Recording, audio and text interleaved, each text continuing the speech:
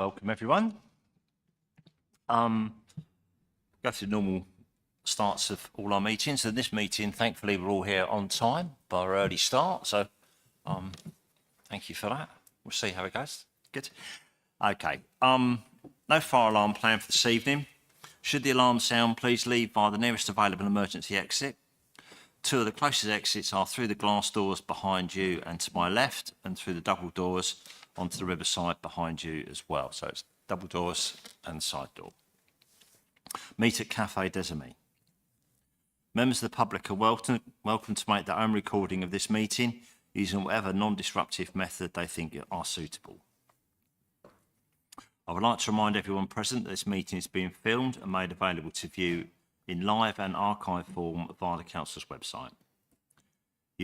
If you are seated in the public gallery, it's possible that the cameras may capture your image. If you wish to avoid being filmed, it is recommended that you make a member of the staff aware so they can direct you to where to sit. The Westgate Gardens gates on the riverbank are locked, or should be by now, so members of the public must leave the Guildhall by the side exit behind the glass doors. Okay, that's fine. So we've got no representations from the public this evening, have we? So that's good. So we're welcome to the agenda part of the meeting now. The Cabinet is, so welcome to the part of the agenda of the Cabinet. The Cabinet is part of the Council's, the part of the Council responsible for most day-to-day decisions. It's chaired by the leader, who is elected by the Council, and that is me for today, at least.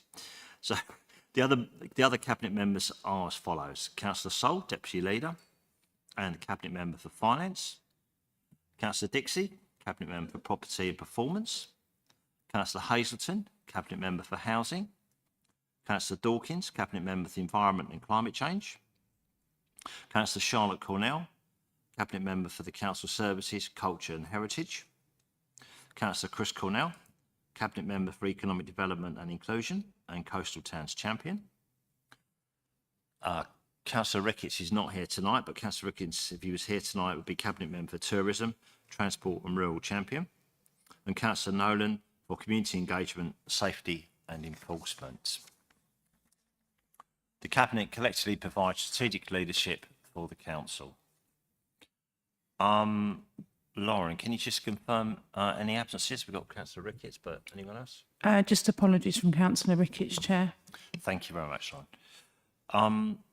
Declarations of interest by members. Have we had any in? We've had none in advance, Chair. Okay, just to remind any of you, if you have any declarations to make now, do so. And if you feel that it's appropriate you do so later in the meeting, then of course do that as well. Okay, time now for Cabinet members to make any announcements they wish to make. Have you got any announcements? Councillor Nolan. Thank you, Chair. I'd just like to put on record, public record, I know that it's been published on the website and picked up by the papers, but I'd like to pay tribute especially to the team, the enforcement team that tracked down the graffiti artist who travelled in from Ashford to tag our buildings, and I think it's a brilliant piece of work, and I'd like to publicly thank the team who, using the CCTV cameras that we've got, tracked him back to his car, was able to identify him from his car, and he ended up in court and fined. So the message is, don't come to Canterbury and tag our buildings. And if you live in Canterbury and you're tagging the buildings, you're destroying your own environment. So don't do it. Thank you. Thank you, Councillor Nolan. I think wholeheartedly agree with that. Anybody else want to make announcements? Okay. Just very quickly from myself, many people will have been listening to the news and picking up that we are, if you like, looking at local government reorganisation and the mayoral devolved authorities and what have you. And it would look like all things have paused now, but that's not the case. We are still progressing alongside other Kent councils, Kent's district councils, pushing forward with local government reorganisation. And although that would be a lot slower process now, we're doing that, and we will keep you informed as things open up. And there's no secrets. We're just trying to keep you informed as much as we can. Thank you.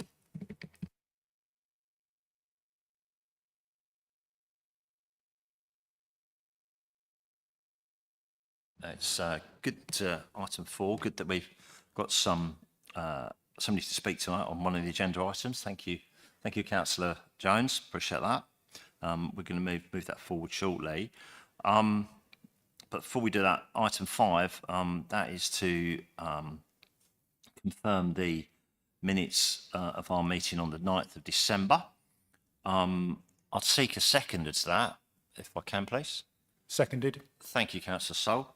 Has any comments, shout now. If not, we'd confirm that as by general assent, if that's okay with you.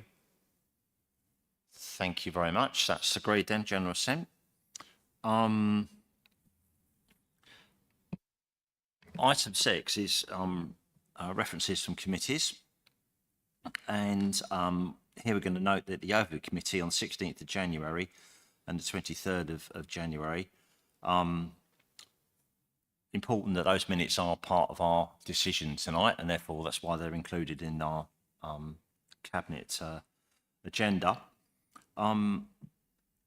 Any comments that we want to make on those feedback? Obviously, we're going to be using that hopefully, well, very constructively later in the agenda. Does anyone wish anything else to do?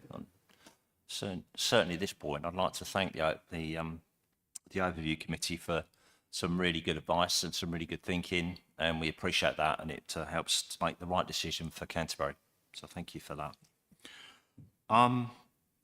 Moving forward now, because obviously Councillor Jones is here, and there's item 16, which is the parking item, way in our agenda. I'd like to move that forward to now, the first item on our agenda effectively. And then we get straight back onto the working through the agenda, starting with the Air Quality Action Plan immediately after we've dealt with this item. Are we happy with that, by the way? Yeah, thank you for that. So, okay. So let's just introduce that item. So, okay. Right. Okay. So, it's item 16 in. So this is proposed changes to parking and conditions, pages 270 to 304. And just really invite Councillor Jones to speak on the item, if you wouldn't mind. Thank you very much.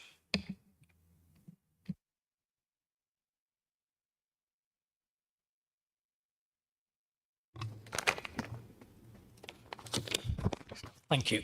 Oh. Brilliant. Thank you, Chair, and thank you, members, for giving me the opportunity to speak this evening, and obviously for moving the agenda item forward. That's very much appreciated. Basically, I'm here to support my residents in Herne and Broomfield regarding the potential redesignation of School Lane from Band 3 to Band 5. It's on page 274, item 5 on the documents, as you probably well know. We very much support this scenario, but I'm here also not just to support that, but to say thank you to our residents who and one in particular who came forward and put forward, as you know, a petition for nearly over 1,500 signatures, and Mr. Seminari, who worked really, really hard, felt very passionate about it, and we're here in some part way as well because of his hard work, not mine, but his and the local community. So yeah, and I'd also make it to say thank you for, particularly, he's not here this evening actually, it's a shame, Councillor Ricketts, to say thank you to him and to Officer Richard Moore, because they listened to us when we put forward our case, and it's important to be listened to, and you stressed to us that you would do so, and so we very much appreciate that. I'd just also like to point out, not just on this particular item, but we've had issues last year where we needed support, which Officer Moore provided regarding, we had roadworks in a particular area in Herne, and we had a concession for 2 weeks put into the car park, which he helped us with, which I thought was very much appreciated. And just to say, yeah, thank you for all that. Now, one thing I was going to ask, not now, but moving forward, because this has gone out to consultation, and I know this has been redesignated, and the charges have come down from 190 an hour to 160 a day. Absolutely wonderful, not brilliant. I was just thinking it may be something because of the uniqueness of the car park, and we keep going on stressing that because it literally is a community car, but there is nowhere else to park in Herne Broomfield regarding car parking area, that the weekend charge, which is £3.60, would, obviously not now because I know we've been out to consultation, consider maybe making that a weekly charge. The whole week is £1.60 rather than the weekend being £3.20, because we get a lot of groups and young activities and people come to the community centre, and obviously the cheaper it is to help them, the better. That's something maybe we could consider moving forward. I know it's not to be considered now because we consulted on this, so I just wanted to add that to it and to say thank you for your time, and hopefully it will go through and we'll be fine. Thank you very much. Thank you, Councillor Jones. That's appreciated. Thank you for taking time out to do that for your residents as well. Mike, do you want to speak now? Or do you want to let Richard set things up first? Entirely up to you. I'm quite happy to get stuck in. Good. Okay, then let's do it that way then, and then Richard can pick up any questions and bits and pieces as well. Thank you. I wouldn't normally like to talk on this, with Alex not being here, but I wouldn't miss the opportunity here today when there's a bit of good news to say. And thank you for Councillor Jones for coming along and speaking today. And I think it just shows that we do listen here and have tried to adapt where we can. And I'll certainly make sure that the comments that you've just made about the weekend rate are passed on to him as well. So parking acts are up, revenue's up, and there's strong evidence our approach to parking means that people are changing their behaviour to use the cheaper, less polluting options. The forecast income across parking is also significantly improved, contributing to the general fund. The improved position there, as previously mentioned, means we're able to halt the proposed 10p increase to Band 1 car parks. And I know that's been very much appreciated. The consultation showed that 28 people opposed it and 4 supported it. And we were aware of the representations made to us by Westgate Hall and the Curzon Cinema, as well as from Canterbury Bid. We're also pleased to see the Overview Committee roundly supported this proposal and suggested only one change, that the no return clause for motorhomes at Park and Ride is reduced from 7 days to 3 days, and we're very happy to do that. All of the changes we wish to introduce have a revenue effect and must be carefully balanced. Holding off on the 10p increase means a reduction in forecast income of £130,000. And I think it's quite interesting how just a small amount of per hour can make a huge difference to our finances. And that's something we've made possible, though, by the improved outlook to the general fund. As we've said time and time again, we will not raise prices if we don't have to, and I'm pleased we've been able to prove that this year. There are several other changes, most of which continue the policy of redistributing parking demand whilst addressing issues raised by residents, especially those in our city and town centres. Many of these will make parking cheaper for residents and continue the work of reducing congestion and pollution in the district centres. So on the banding changes, the banding system allows us to manage demand and focus on individual car parks without making sweeping changes across the district, as had been done previously. So in School Lane at Herne, as we've already heard, we did listen, we monitored the usage, and now it will be moved into Band 5. The cost of an all-day place should fall from £15 today to £1.60 and during the week, and £3.20 during the weekend and bank holidays. And 160 people supported that in the consultation. We've listened to businesses at Riverside, and the car park there, which is 22 bays, will move from Band 2 to Band 3, which will go down from £2.70 or £2.40 for residents, down to £1.90 or £1.70 for residents. In Castle Row, where there's 93 bays, and North Lane 41 bays, now that will move from Band 2 to Band 1. But both of those have Band 3 car parks nearby, in Castle Street multi-storey and Station Road West multi-storey, and they can easily take the capacity. So just for a short walk, you can actually save money on your car parking. And the free parking period in Memorial Park car park will be increased from 30 minutes to 1 hour. And I think that supports a junior park run that takes place there. On Park and Ride, we continue to encourage Park and Ride use, and we're pleased to see it rising across all of the sites month on month. And to help this further, we've spoken to local businesses and introduced schemes designed to help staff, students and customers. We are introducing an annual Park and Ride permit at £600 per annum and £480 per annum for residential rate holders. And we're going to introduce a corporate account for Park and Ride, allowing businesses to manage staff parking at just £2.50 a day. On Blue Badges, since we introduced a 3-hour free parking, we've not forgotten our Blue Badge holding residents, and where possible we will continue to increase spaces. So there will be additional 2 bays in William Street and a further bay in Castle Row. Finally, thanks really to the transportation team for all of their work on this, as well as the marketing team in promoting it, and of course to Councillor Ricketts for his work on that. And of course, thank you to everyone who responded in the consultation, and I hope it shows that we have listened and we have acted where we can. So would you like me now to propose the resolution? Yes, I would, Mike. Thank you. So we would like to resolve that 1, the item numbers 1B to 5 as set out in Appendix 1, open brackets, Rev A, close brackets, and 2 are implemented on 1st of April 2025. 2, item 6 is amended to add a no return within 3 days clause for motorhomes at Park and Ride sites. And 3, that the free Park and Ride period at Memorial Park car park is increased from 30 minutes to 1 hour. If I can have that seconded, please. Thank you, Councillor Hazelton. So it's proposed by Yes, Councillor seconded, please. and seconded by Councillor Hazelton. Thank you very much. Okay. Richard, would you like to add to that anything at all? I think Councillor Soul has done such a good job. I don't think there's anything useful I can add to that. Thank you. That's fine. Anyone else want to add some comments or debate these items at all? Councillor Hazelton.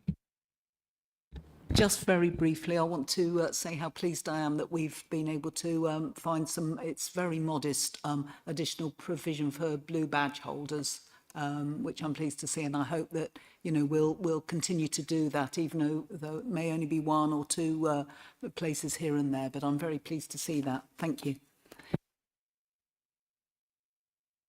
Okay. Any other comments for anybody? Okay. I think we can go to a vote on this one, isn't it? So yes, please. I'll leave you to organise if you can. Just to vote, of course, is to accept those resolution.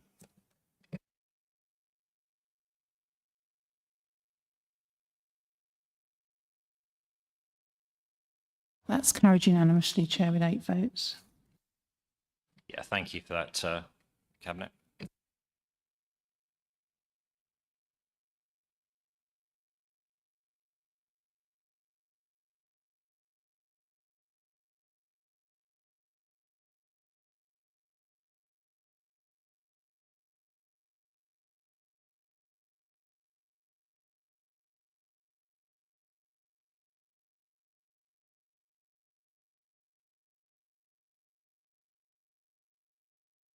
We'll now move on to back into our agenda. We'll hold that agenda order from now onwards in. So item 7 now, the Air Quality Action Plan adoption.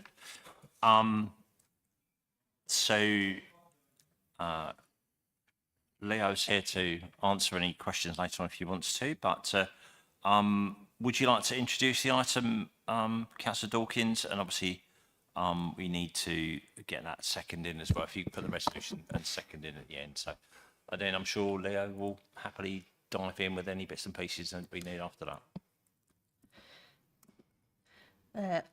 Okay, yeah, so the action plan, the Air Quality Action Plan, replaces the previous action plan, which ran from 2018 to 2023, and it outlines the actions we will take to improve and further maintain air quality in Canterbury and Herne between 2024 and 2029. So like all local authorities, this action plan has been produced as part of our statutory duties required by the Local Air Quality Management Framework and within DEFRA guidelines. Local authorities are required to consult on their findings and strategy and should feed that back through into the plan. Following the consultation earlier this year, our revised plan has had the approval from the Department for Environment, Farming and Rural Affairs, that's DEFRA, and also the Deputy Director of Public Health based at KCC, as well as others. In the report, it was concluded that based on the latest modelling and monitoring evidence, our air quality objectives will be achieved by 2025 at the latest, but are likely to have been achieved. Monitoring is showing that in 2023, the air quality objectives were achieved at all locations by a margin of at least 10%, in most cases by much more. And there is a long-term downward trend in concentrations of nitrogen oxide. So there's a positive shift in air quality within council's air quality management areas. However, the modelling work indicates that there are still specific receptors that may have exceedance of the annual mean objective, especially in 2022. For example, in Wincheat, along locations alongside the A28, concentrations remain within 10% of the objective, and in Herne, close to the junction, are shown in red on figures 1 and 2, where levels are close to or one case exceeding the annual mean objective. But they do continue to improve and reduce significantly. The primary focus of this action plan, therefore, is to implement measures to ensure air quality continues to achieve compliance in our management areas in Canterbury and Herne, and also improve air quality more generally across the district. So the actions to do this can be seen at the end of the report, and it's in a big table. And the actions cover about 7 broad categories, such as road network improvements, promoting travel alternatives, and improving local policy. So some of you hopefully would have read the recent consultation on the action plan. The response was pretty low. One group was a group of people, but overall we gathered just 12 responses. Most respondents expressed scepticism about the effectiveness of the plan, and their main concerns were log burners, the lack of in the plan that we of particulates like MP 2.5 and PM10, but I can explain that in a minute, and as well as the adequacy of the transport strategies. So the mixed reviews to some of the measures put in place to do with air quality, such as enforceability, cost benefits, and overall effectiveness. This has all been taken into account in the report and will be monitored closely during the impact of the plan as it progresses.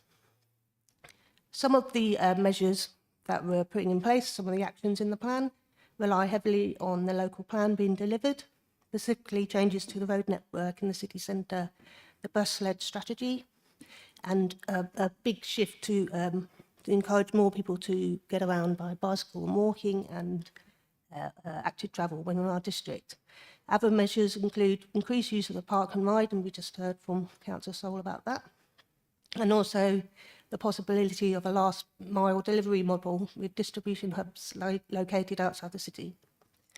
You can see from the graphs in the paper that the main contributor to exceedance of nitrogen oxide is from diesel. And as we know, the council's Caneco heavy fleet, this is the main cause of carbon emissions, and which is but this is being dealt with by the 2030 net zero plan. So there's kind of like a double strategy going along, if you like, along with this plan. Interestingly, the most effective measures in terms of cost, feasibility, and impact, to benefit, I think you saw the scoring system. So the ones that have raised the highest score were measures that showed a shift towards behaviour change, the campaigns and the local plans. So behaviour change is a massive part of what needs to happen to reach our compliance. So all in all, it's a good plan. It complies with the national guidelines. It was approved by DEFRA. It recognises concern from residents and will continue to monitor and raise the profile of air quality in the district to improve the health of our residents. Should just as a caveat, just if the the plan continues to comply and goes below and the compliance is completely achieved, we can move the plan to a strategy, which means that we could possibly include a few more measures. So with that in mind, I wish to resolve that the Canterbury City Council Air Quality Action Plan 2024 to 2029 is adopted to replace the action plan covering the period 2018 to 2023.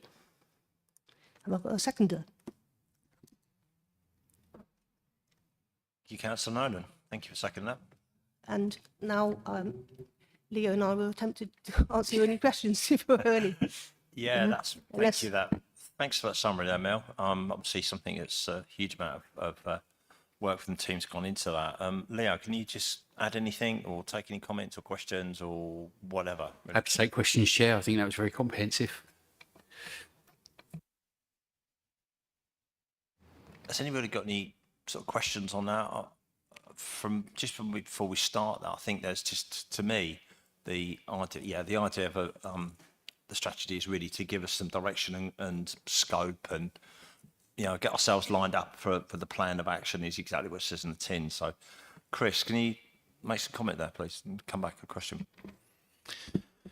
Yes, Chair. I was just going to support the idea of moving to a strategy. I mean, I think it's frankly shocking that only 3 people responded to this as a consultation, particularly when I talked to residents about it being a kind of consistent issue. And I think the report is fair here, as in it identifies that it's a statutory report about how we deal with air quality in our most complicated areas, not necessarily all across in all sites, but in our most complicated areas. And I think it's also fair in acknowledging that a variety of improvements in air quality are to do with changes of behaviour in the wider population, some of which we can influence, some of which, thankfully, are just happening on their own. So the idea of moving to a strategy whereby we could begin to look at other places where potentially air quality could be observed, by which we could talk and educate people in other communities about some of these issues. Because whilst we're stepping back from the kind of, the bright red lights and what statutory says is kind of bad air quality is one thing, seeking to improve air quality for all our residents, I think, should be something that we're kind of interested in.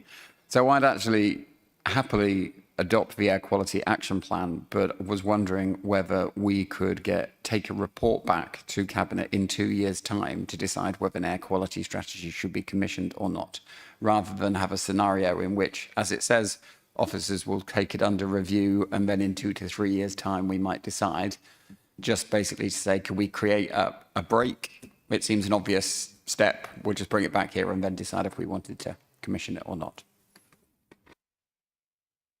Yeah, thanks for that, Chris. Obviously, that ties in with local plan timing too, doesn't it?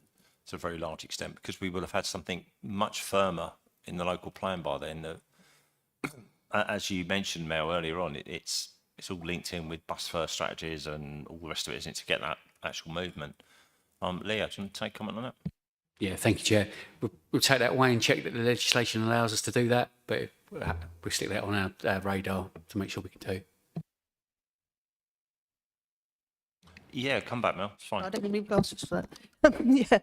No, that's totally true. I mean, we're working within the framework which every local authority is required to do.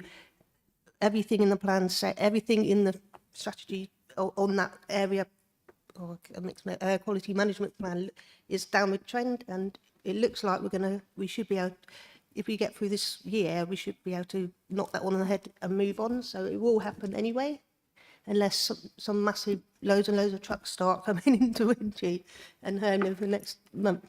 So we should be able to get that to that point where we have a strategy. But yeah, I totally agree. I mean, I'm always looking to just go above and beyond, as you might know, and there's lots and lots of things we could be doing with an air quality strategy. So I totally agree. Okay, that's fantastic. Yeah, I think we're all comfortable, I think, with that plan in place. Just gives us something to work through and on and with, isn't it? Really good. Obviously, we need to take a vote to adopt that. So vote 4 is to adopt that plan, and Lauren will get the vote organised now.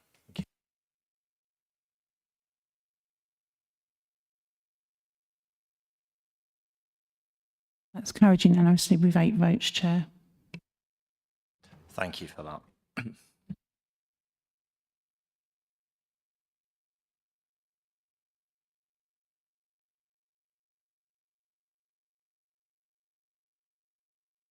Right. Item 8, the flag protocol. Okay, so I think what surprised me, it's been a long time since we've had this looked at as a council, and you might recall we had a motion to council some time back about flying St George's flag, and I think that might woke us all up a little bit that we do need to get this just organised, and we've lent on Alexis Jobson, head of facilities, to come together with a plan which you've all seen. I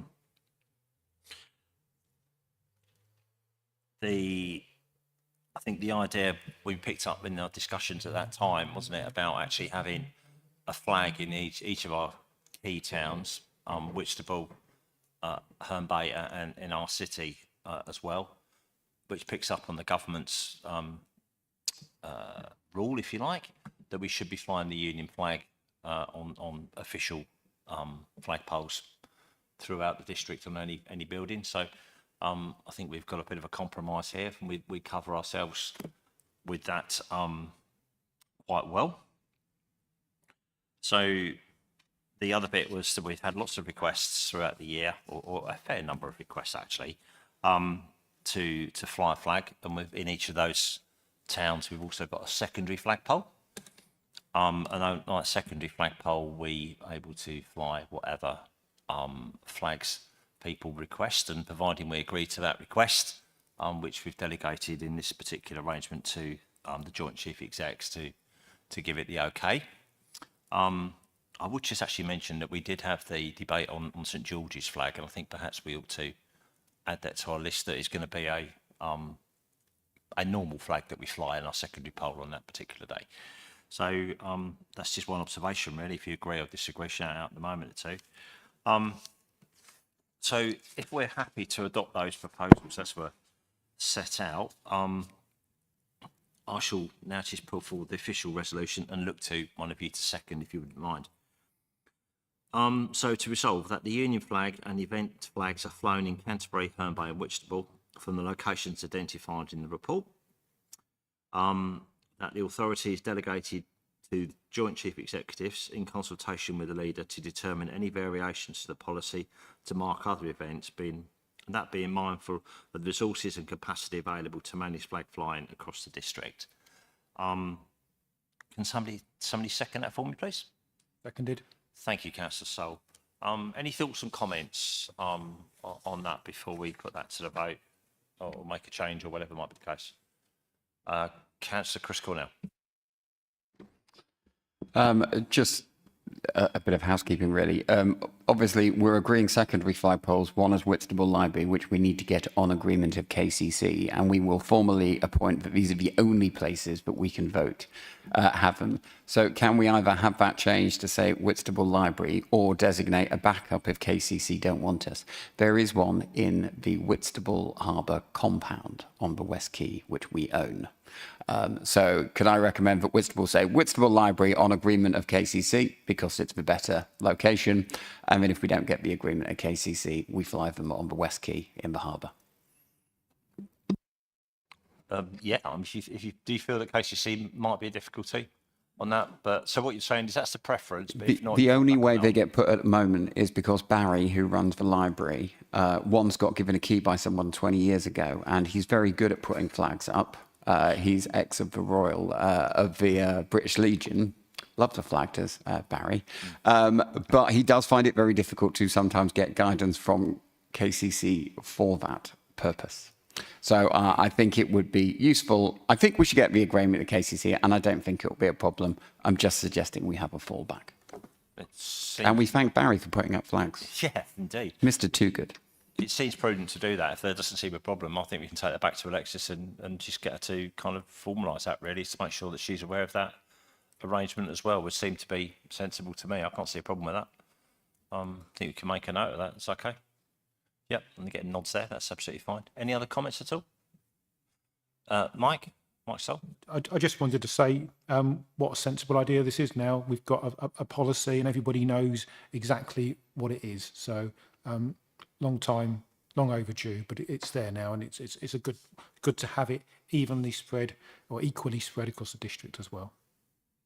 Yeah, I think that's really important. That's, you know, our 3 city and the 2 towns on the coast. It's important that everyone's involved in that symbolically as well. So very happy with that. And you're absolutely right, Mike. It's good to get it tidied up and get it formalised for forever and a day, so to speak, or certainly for a good few years, I hope. Okay, we've had it proposed and seconded, so we can take a vote on that. If there's no other comments.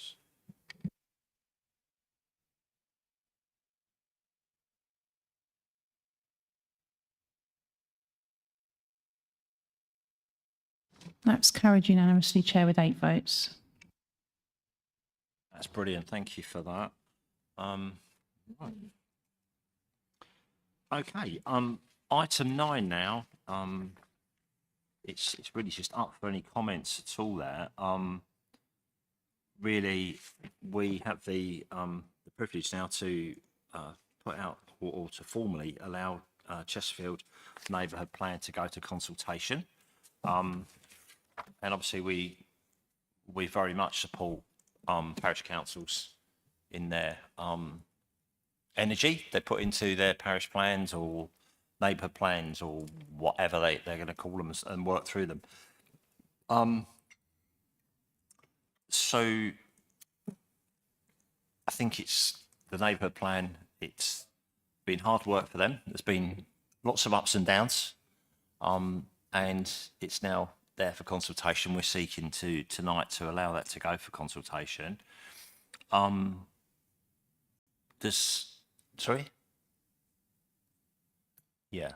Sorry, Chair, aren't we they're just agreeing the boundary of it, aren't they, at this point? They haven't actually got a plan yet. No, that's fine, yeah. Yeah, so I think that first bit has been quite tricky, hasn't it? So they're now allowed to go to the preparation for their neighbourhood plan. So if we're happy to consult on the Chesterfield Council's application for designation of neighbourhood area, Appendix A, get them started on that journey. If anyone wants to comment on that, if not, we'll just vote and allow them to do that. Councillor Sol. Yeah, if I can just comment, really just to wish them the best of luck with this. Having been involved and followed closely the Bridge neighbourhood plan for what felt like decades, neighbourhood plans are so very important. We've seen how the Bridge one it has shaped our own local plan, and with the advent of unitary councils, I think even more important that parishes have a neighbourhood plan and can have a strong view on their own future. So good luck to Chesterfield with doing this, and I'm sure we give them all the support we can. Absolutely. I thought that when I was just checking it through, I thought Bridge was a hard task, and this is there just really giving the encouragement now to get started and on that journey. So I'm happy about that. So it's now Chris, sorry, go ahead, Chris. Yeah, similarly, I just wanted to thank Chesterfield Parish Council for bringing this forward. I think the work on the community governance review for the Bread and Cheese field proved how difficult it was to redraw boundaries of fields which don't have anything in them, or may have something in them depending on a housing application. And this is a very pragmatic way of involving local residents in the future development of a site which currently feels half within their parish and in a directly adjoining area.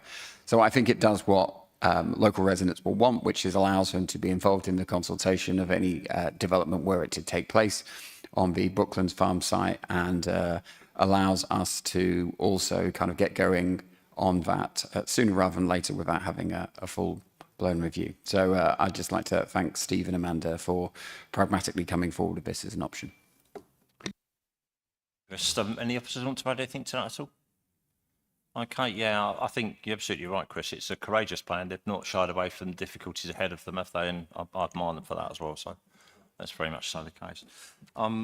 We need to vote, don't we? Yeah. Okay then. So make the formal proposal to resolve to consult on parish council's application for designation of a neighbourhood area as set out in Appendix A of our agenda. I need a seconder for that, please. Seconded. Thank you, Councillor Hazelton. Appreciate that. Okay, so let's have a vote then, please.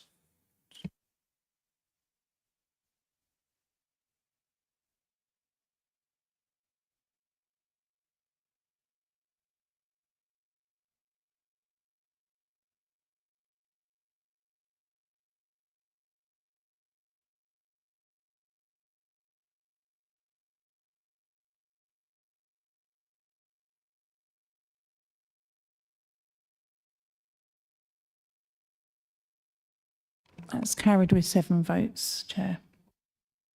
Thank you for that.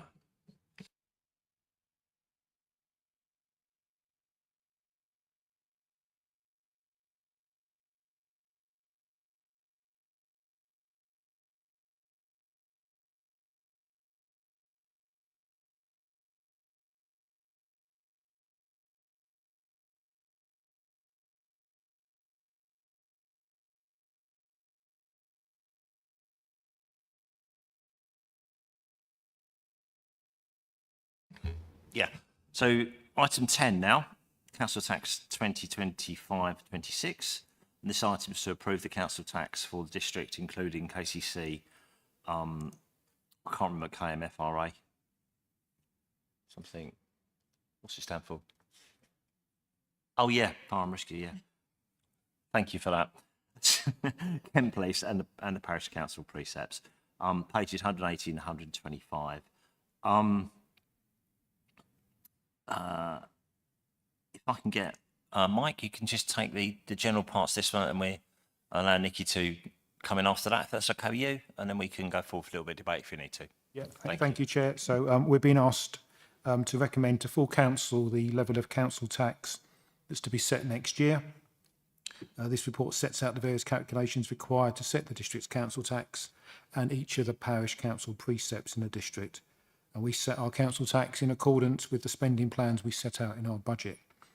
The council tax proposed for this year is £247.05 per annum for a Band D council tax level, which is an increase of £7.14. That's about 14p extra a week, so a less than 3% increase. In addition to the amounts levied by the parish councils as set out in the report, a further £1,691.19 is Kent County Council's share, £270.15 the Police Commissioner's share, and £94.86 goes to the Kent and Medway Fire Authority.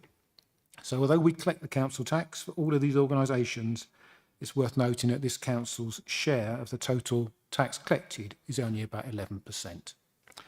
I therefore would like to recommend, if I may, that this council approves a formal resolution set out in Appendix B to set the council tax for 25-26, and that if any of the precepting authorities change their precept figures before council on 24th of February, the Director of Finance and Procurement be authorised to present council a revised resolution. One of you like to second that? If not, I'll do that. Thank you, Councillor Chris Cornell. Thank you for seconding that. Okay. Nikki, do you want to add a few notes or comments to that? Nothing to add to that, Chair. Thank you. Thank you very much for that. Okay, any comments from any of you? Okay, Councillor Hazelton. Yes, thank you. Don't know whether this is sharing too much information, but I think this report, it's the first time I've fully understood the breakdown of all of our council tax. I know what we collect our council tax and spend it on, but I've never seen set out so clearly before what the additional amounts that obviously go to Kent County Council, you know, that we collect on behalf of Kent County Council, Fire and Rescue and the Police and Crime Commissioner. And I think it represents really good value for money. Thank you. Don't think you can deny the value for money bit anywhere, can we, on that? I mean, just to compare the figures. Any other comments at all? Okay, so when we vote now, what we're doing is to vote to recommend this to full council at our budget meeting. So thank you for that.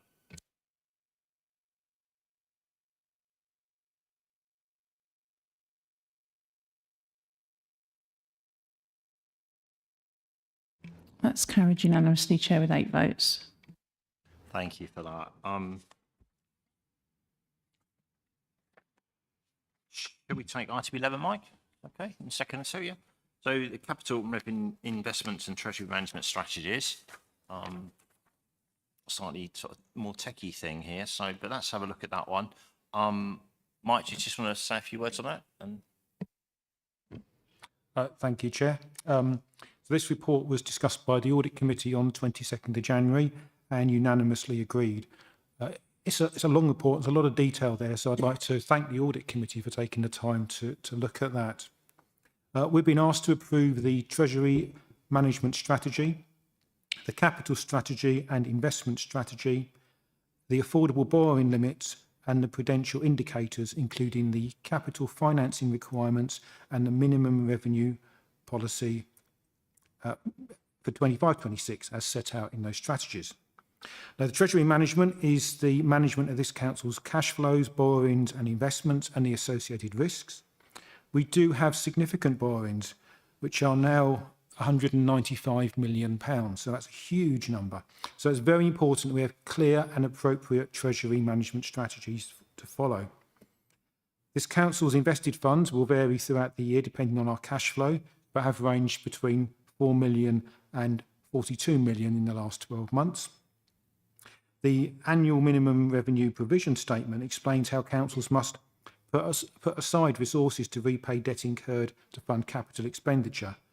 And I'd especially like to thank the author of that report for the clear summary that I recommend to anyone wishing to understand more about local government finance has a good read of it. Indeed, the whole report I felt was very, very clear. And although I may not be a complete layman on this, I think a layman will be able to understand this a lot clearer than they may have done previously. There's a lot more in the report, but as it has been through the Audit Committee, I would just like to move to the recommendation, which is to recommend to Council that A, the attached Treasury Management Strategy, including the minimum revenue provision policy for 25-26, be approved. B, that the attached capital strategy for 25-26 be approved. C, that the attached investment strategy for 25-26 be approved. And then the next stage of the process is consideration by Council on the 24th of February 2025. That can be seconded. thank you. Would somebody second that for me? Seconded, Chair. Thank you, Councillor Hazelton. Okay, so we've proposed that and seconded. You happy with that, Mike? Nikki, is there anything you want to add that we might have missed there? Okay. Any comments on that? I think it's, but as you said, Mike, it's actually a real good example that how we, you know, it's really good to have the input from the Audit Committee. It's really good to have the input from the overview and what have you. They're really positive bits of that you can read back into the report as well. So it's incredibly important that these other committees are feeding back into us, and we are listening, aren't we? Very much so. Okay, we need to vote on that, don't we? So yeah, you can set up. So to vote is to put that on to the next stage.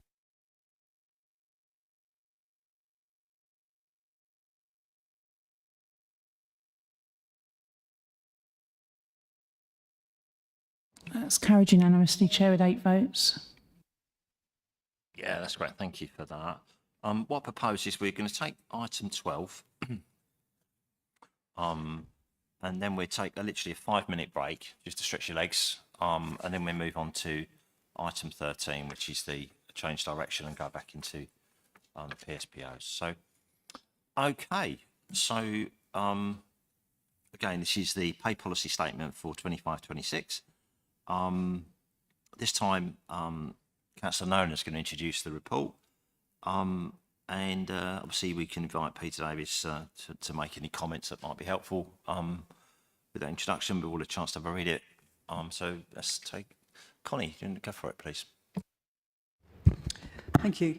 Yes, we've had a change at the top of the council officers, so that's one reason that we need to look again at this pay policy.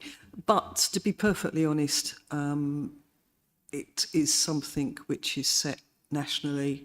We don't sit around the table, fellow cabinet councillors, and have a discussion. with the staff side on pay.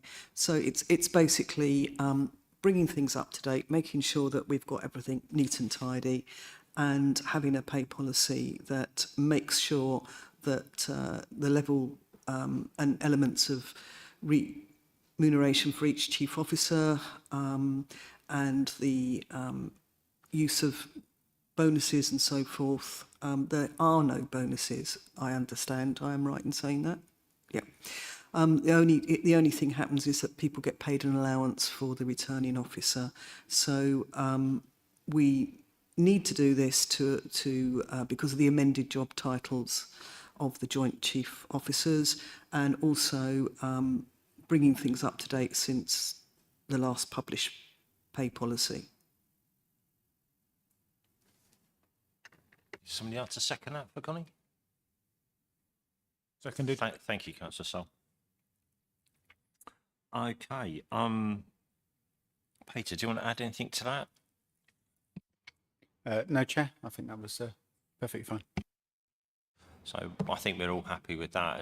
It's making sure we start with the right direction of travel. So everyone else okay with that? That's okay. So we just did we get seconded, by the way? We did, didn't we? Yeah, you did, Mark. So sorry. Yes, you did. Sorry about that. Yeah. Okay. Let's go for it.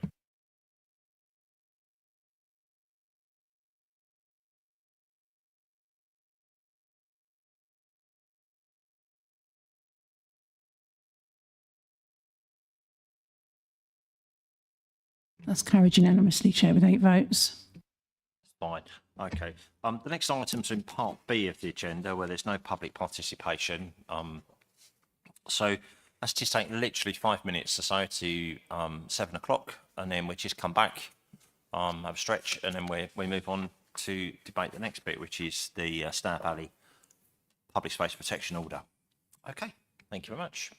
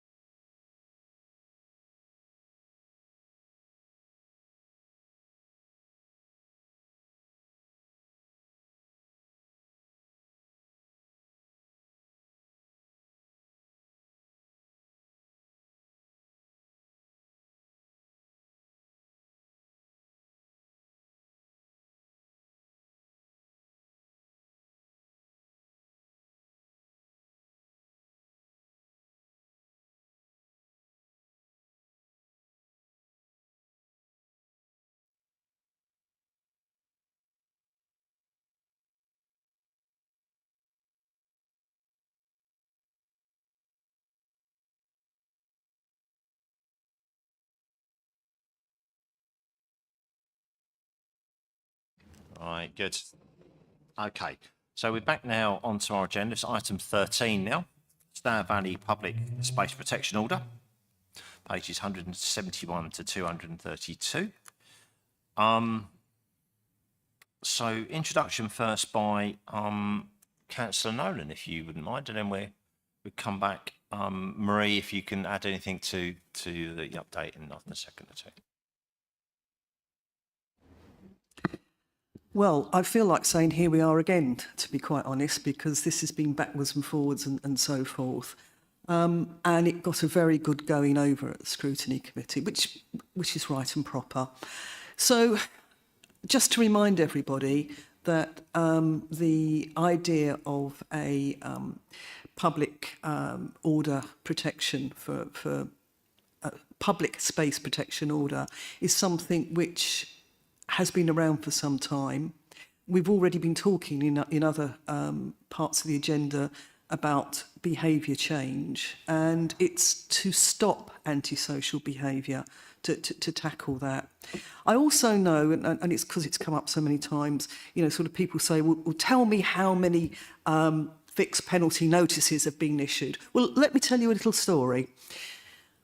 I got absolutely soaked this afternoon because some parents at Pilgrim's Way Primary School were parking in Lichfield Avenue and they were blocking people's drives. And a lady in Lichfield Avenue wrote to the head teacher, which she copied her reply into me, saying that she was going to start a public petition to make sure that the back gate to Pilgrim's Way Primary School be closed permanently. Now, I was on that like Flynn, really, because I know, because I live in that area, the number of parents that walk their children to that back gate.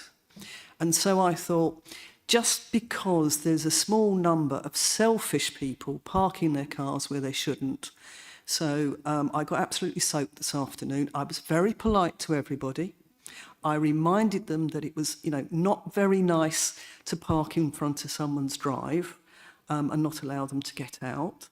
And 3 cars moved immediately. 1 car didn't move, and the power of taking a photograph with your phone now, he rushed back and moved his car. So there was no fixed penalty notices issued, but 4 inconsiderate parents moved their cars. And that's the point that I want to make. Just because a fixed penalty notice hasn't been issued doesn't mean to say that somebody hasn't been spoken to in a very polite way. I mean, there's only 5 foot of me, so I couldn't have intimidated any of them. To just remind them that basically they were being Egypts. And people can be so stupid and selfish about things. So let's get back to on the agenda. We have the Public Space Protection Order, which is designed to make sure people aren't Egypts, basically, that people aren't narrow-minded and whatever, and also to support those people who are volunteers, who really love where they live, who really love that open space, and they have said, this is what we would like to happen. And yes, I know there wasn't a huge number of people that responded to the consultation, but the quality of the responses is very, very detailed, and that's been said in the report. So basically, we've been here before. I don't think I have to go through every line, but what I will say is that the officers have taken on board the fact that the Scrutiny Committee, and it has been said before, don't like the idea of come here and you can't do this and you can't do that. So what is it now?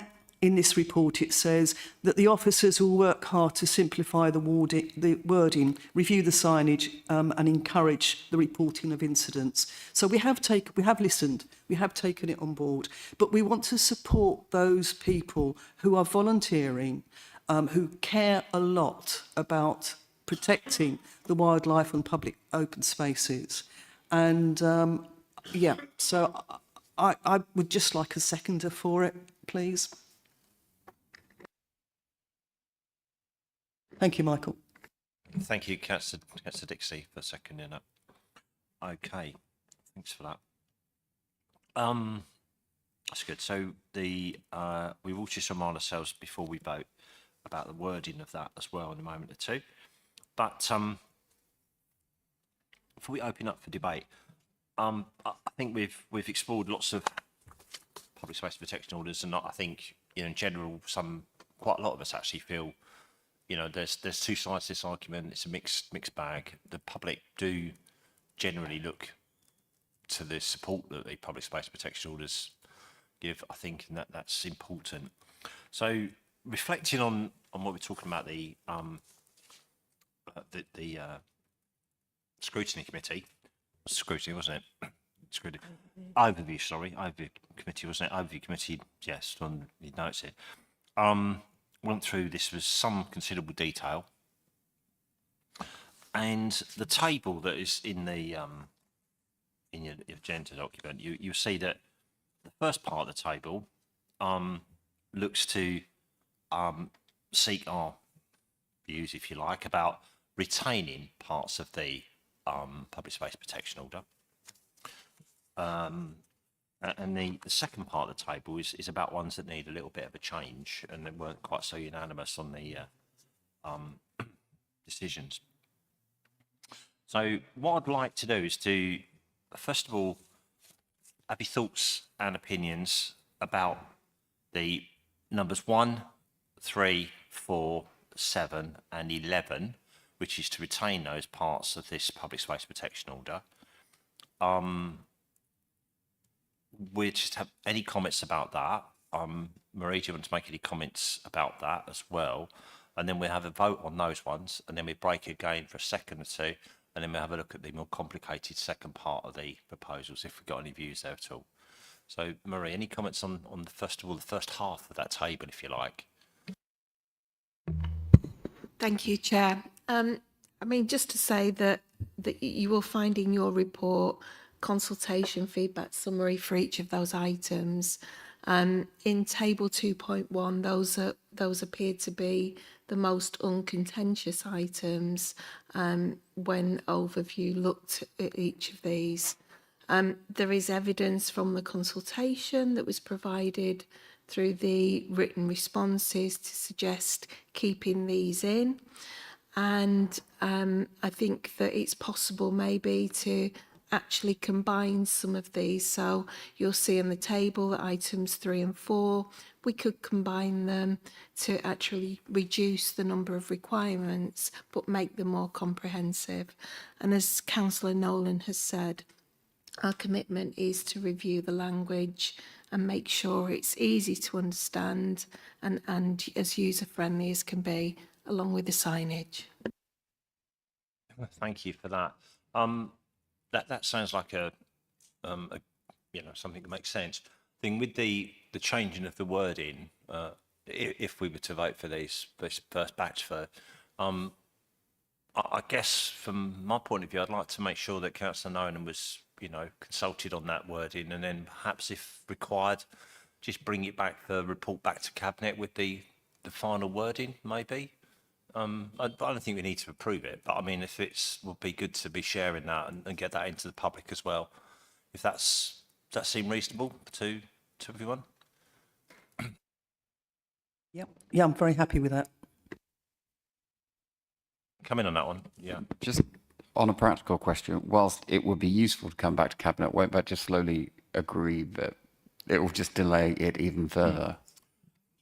It's got to go to full council to effectively be agreed. Am I right? He says, looking at people. So I'd be quite happy to agree the first table with 3 and 4 merged, assuming that officers put together something which we agree is legally okay. We agree with Connie, and then it goes straight to council for the vote. Yeah, thanks for that, Chris. Actually, yeah, that's really where I was at. Sorry, I wasn't as clear as I could have been there. Yeah, I think we just move this forward and just make sure that Connie's aware of the revised wording, and it just informs us not to change that process at all, which I believe we should just push on with and see where it goes. So it was Mel first, and then you, Charlotte. I was just wondering on the wording, and we're still talking about table 2.1 at the moment. Yep. Are there any suggestions tonight that we can hear, because that have been prepared as to what that would be? Have you got any thoughts on that, or will you just take a while and think about it a little bit more? Thank you, Councillor Darkins. I mean, we will need to check it out with legal. We will need to check it out with our head of comms. So we'll take that away and work with Councillor Nolan. Thank you. Councillor Charlotte Cornell. Yeah, thank you. I think 3 and 4 should be combined, and we should agree to pass all in table 2.1 on the proviso that 3 and 4 are combined and are suitable words to be drafted by yourself. I don't have any problem with table 2.1. It's all very specific. Catchbolt is a catchbolt, urination is urination, and a fire is a fire. And when we come to 2.2, that will be relevant. Yep, that's absolutely fine. Any more comments on that, and officers as well? Or because what I'd like to do is take a vote on that and get that in the bag, and then we work our way through the others bit by bit if we need to. Okay, so if we're happy with that, we're just voting. This time is that first table 2.1.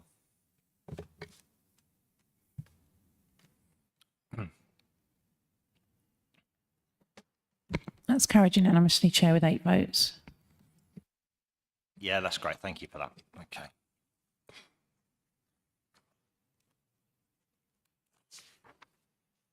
Right. Okay, now looking at the slightly more contentious parts, items 2.2. That's points 2, 5, 6, 8, 9, 10, and 12. If anyone's following that at home as well, so you can look at that in the agenda. So I think with that comment, that I know some of you will have some things to say. So what we do is we take these one at a time, and we'll see if there's nothing much to say about it, we'll just vote on it, or we'll tick it, and then everyone that we agree with, we vote on that as block, and then we just take any that are left over. I think that'll work, but we'll see how we go. So first of all, point number 2, act in a disorderly manner so as to cause harassment, alarm, nuisance or distress. So the overview committee was split, 7 for, 4 abstained and 2 against. So fairly tight. Obviously there was some good debate on that as well. So any thoughts on that, anyone, first of all?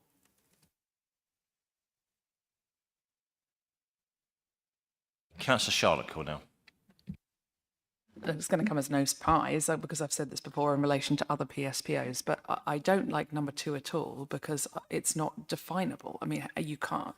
Public order is a criminal offence, as it says in the document. That exists under law.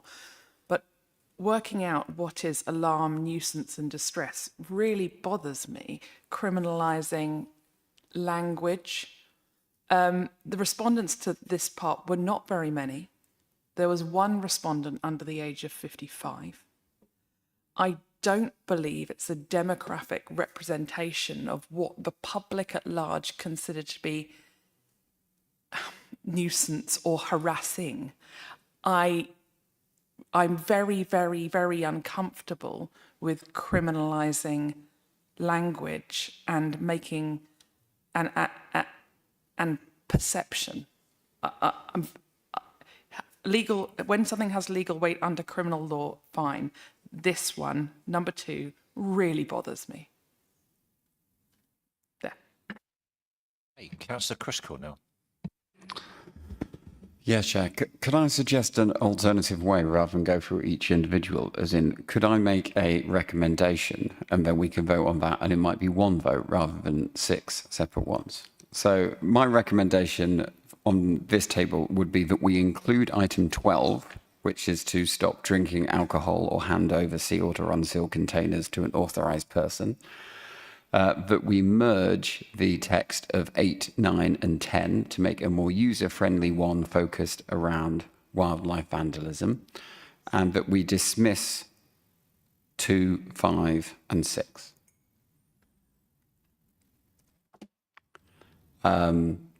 If I just speak as to, no, yes, including 6. So we've had this conversation about what the benefit of PSPOs is. I think the fact that the numbers of people who were general members of the public who were involved in this consultation, as opposed to those people who are very involved in the running and the management on this consultation. I think the fact that the numbers were quite different actually identifies how there's a variety of people who often try to put personal expectations about behaviour into public spaces, and that sometimes that is also quite difficult. I think here it is important that we support people who volunteer and give time to deal with our community spaces, but in the same time, we shouldn't put them at risk. And we should give them, if they are particularly going to cite PSPOs agreed on our terms, things which are very clear and don't get them into arguments with people and don't involve them chasing mechanical propelled vehicles in any particular way. I would recommend we thus remove 2, 5 and 6 because I think 2 is the definition of harassment, alarm, nuisance or distress is difficult to define. I think we all have problems with the idea of glass bottles, and I find the idea that our own officers would find it difficult to stop people driving and riding a mechanically propelled vehicle to be a reason why we shouldn't suggest that members of the public also try and throw themselves at quad bikes.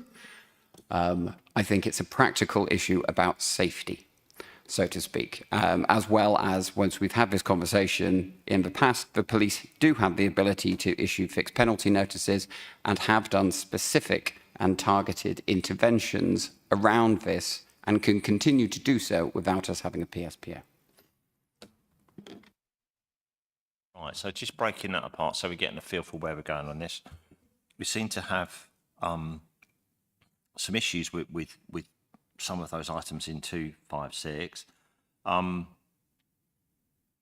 Good start debate because obviously we've got 8, 9 and 10, which seems to be about protecting wildlife generally.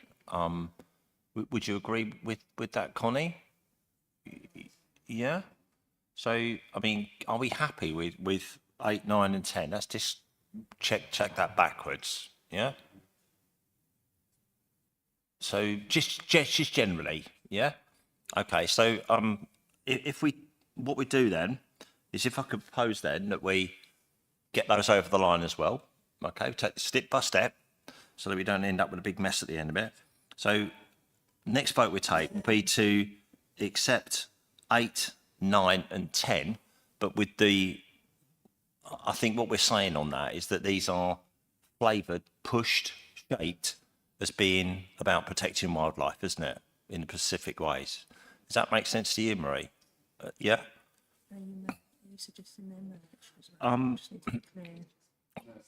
So, yeah, so come back to me with I'm talking rubbish, or we need to merge these, or we need to take as 3. So that's the next step on this little path, okay? Yeah, we can merge them, but we do need to make sure that we retain some of the fundamental issues in there. So especially with the fixtures and fittings, because what volunteers were saying is that there is a criminal damage limit of, I don't know, £10, whatever the limit is. And sometimes the damage is to items of a lesser value. So there's less likelihood of a charge or anything happening. So I think as long as we don't lose the essence of what these are trying to protect. Yeah, if you're comfortable with that, I think that's that's shaping together, which I'm getting from, there as well, that we need to get this as something which is much more about directing behaviour in a wider sense. So the next vote we take then would be to allow for amendments of wording between 8, 9 and 10 to pull those together as a PSPO that picks up those essence of those in that particular one item there. Okay, so vote into that will be to do that. Is that okay? Yeah, you're proposing it. Yeah, I'll propose that. And somebody you can second that, Councillor Charlotte Cornell? Yeah, thank you. Okay.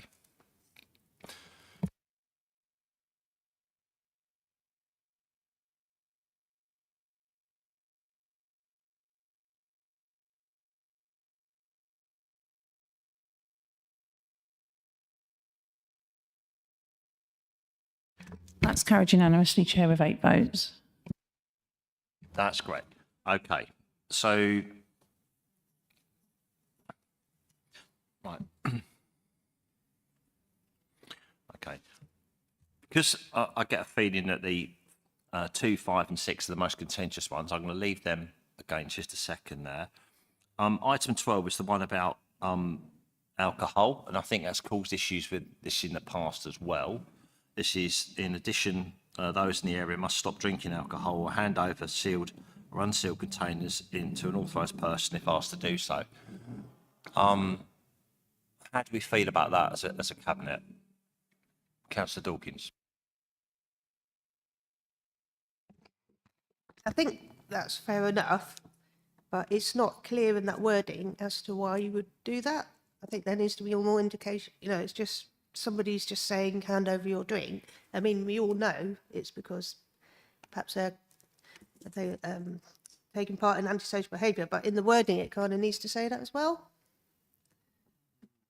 You know, as wise, an enforcement officer could just come over to anybody and say hand over your drink, and I'm not doing anything.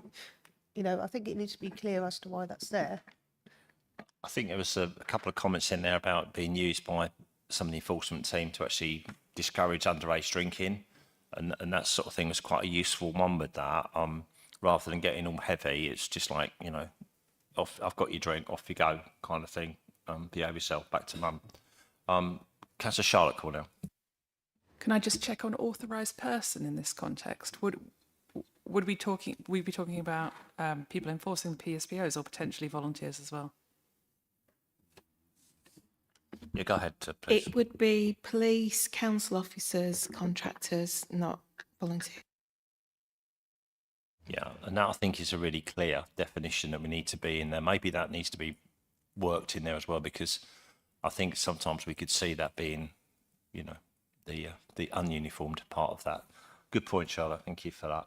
So, any more comments on that item 12? Because I'd like to get that one as well, because it did seem to be some evidence there that it was useful with groups of youngsters. So go ahead, please. And just to clarify, the volunteers would be able to point to the sign and say, you know, this is a requirement in the area. They couldn't enforce it, but they could say that, you know, this is a requirement. And when you look at the consultation and the responses and the areas that this is pointed to, alcohol and the consumption of alcohol accounts for a lot of the antisocial behaviour in these open spaces, according to the results of the consultation. Thanks for that, Marie, because that feeds back into how we're looking at those three that are the most contentious ones now on the top of that pile. So, again, let's get number 12 voted on. Okay, so if we're happy for that to be clearly put forward, that it's about, you know, controlling the drinking by asking it for it to be removed if need be by a uniformed part of enforcement, call it uniformed. Yeah. Okay, so we vote on that now, just that one item, number 12.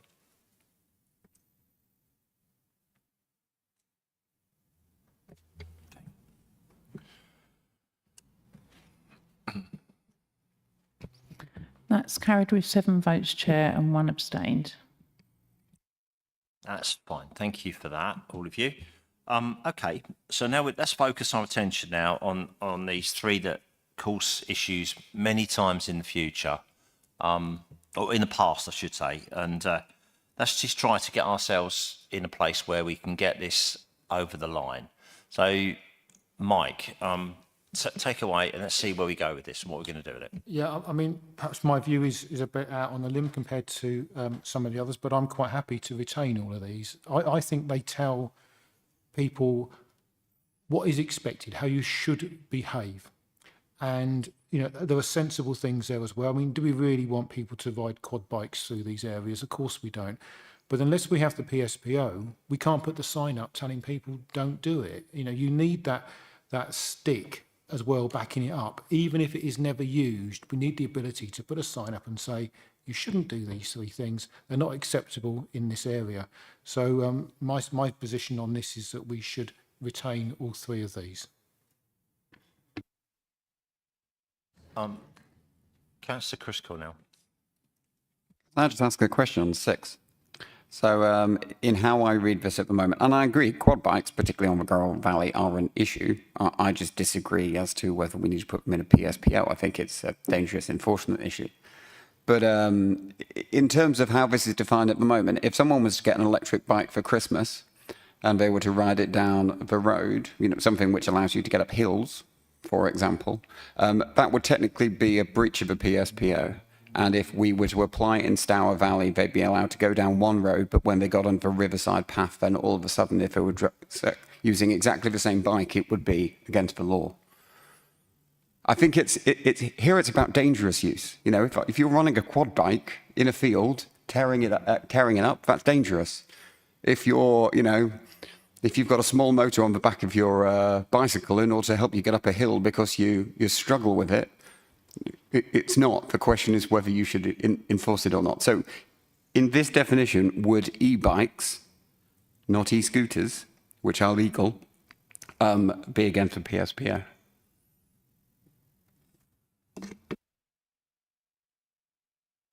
Mel, do you want to make a comment on anything? Let me just come back to Marie for a couple of comments. Yeah, whatever. Yeah. Go on. Yeah, I think a lot of these need to be in there, and we've agreed on about 8 now, I think, or something. So and I agree on the whole that you need to have them because you have to cover the lowest common denominator. Most people will just do the right thing and have common sense and be sensible and nice. But there's always one, maybe in 1,000 or 2,000, that just won't. And then you just have to have something there to say, when they say, oh, I didn't know. And then you can say, well, here, it's all here. And now we can, and that's why. So it's just always good to have that. But yes, I can see a couple of them. I remember, you know, we all say, I remember this the community committee when this came up, you know, that we just thrashed this about for quite a long time when we all sat in the community committee. And there are some that I did at the time I was, you know, wasn't quite sure about.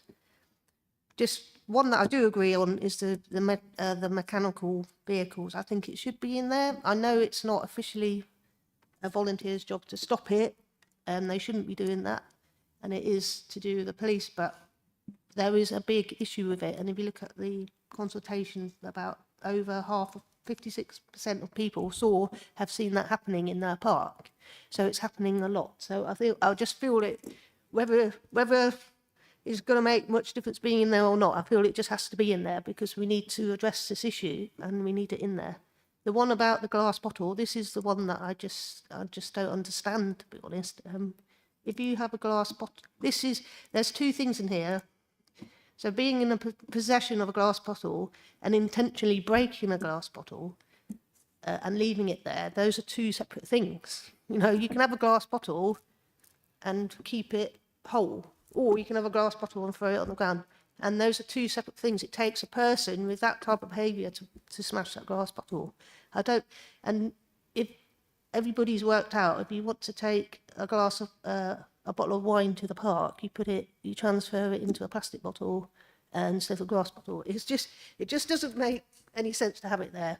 I think it's more to do with the behaviour of somebody who wants to smash a glass bottle and leave it. That's a problem there, not the actual glass bottle. So if I was going to get rid of any of them, it would be that one. I think we can address that type of behaviour. Someone smashing a glass bottle in some of the other ones, such as vandalising or defacing the land or whatever, because it kind of goes on to that. Number 2, this is, to me, that's always been an issue. Somebody who worked with special needs for years, working in special needs schools, I mean, that's where it hits me the most, is, you know, working with children with autism, you know, challenging behaviour, autism or Tourette's or whatever. Suddenly they're tied up in that knot, and there's always that issue there, and it doesn't really kind of make any sense. It's very subjective. It comes down to the officer and what they think is, you know, somebody's bad behaviour as somebody's normal. I don't know. It's just like there isn't just. It's just really hard, like you said, to define it. And I know it's probably one of the most common ones that you see in all PSPOs. It's quite. I think it's quite old law. It's been around quite a while, but it just hasn't been challenged very much. I don't. It's very hard to define what it means, but I'm kind of quite flexible. If it needs to be there, it needs to be there. I'm not going to die on a hill for that one, but it is just a strange one. But the one I feel doesn't need to be there the most is the glass bottle one, if that helps. That's fine. Thanks for that, Mel. Yeah, I do find letting Marie come back in a second on those 2 points. I do find it a bit, the glass bottle one is a bit strange because lots of the consultations go on about how it stops drinking, but then it would also be illegal to take a jar of pickled onions on a picnic. Because, you could eat the sandwiches, but you can't eat your pickled onions because they're in a glass jar. And that's sort of, you're sure about the Pepe, but I think that's that's where this becomes something silly, doesn't it? And so the good intentions of people picking that up and why they want it there is actually not viable, which is the point that you made earlier, Charlotte. So, good. Do you want to come back on a couple of those, Marie? Thank you, Chair. On the e-bike, if it goes over 15.5 miles per hour, it's classed as mechanically propelled vehicle. So it is about the speed. If you started introducing things like driving dangerously, and that's where it strays into the territory of subjectivity again, which then, it leads on to, do you define this as dangerous driving, dangerous riding, and how officers define that? I think from the consultation on the vehicles, there was quite a lot of feedback around specifically electric scooters riding fast and dangerously along the footpath through the field, the pathway along the Stour from Canterbury to Chartham, Kingsmead Field, electric scooters being driven on the pathway. People were saying more times than I can count that, they've nearly been knocked over several times. So it is an issue. The police do have powers. The police do targeted operations, but I think there's only one unit that covers the whole of Kent. And what the volunteers are saying is that, sorry?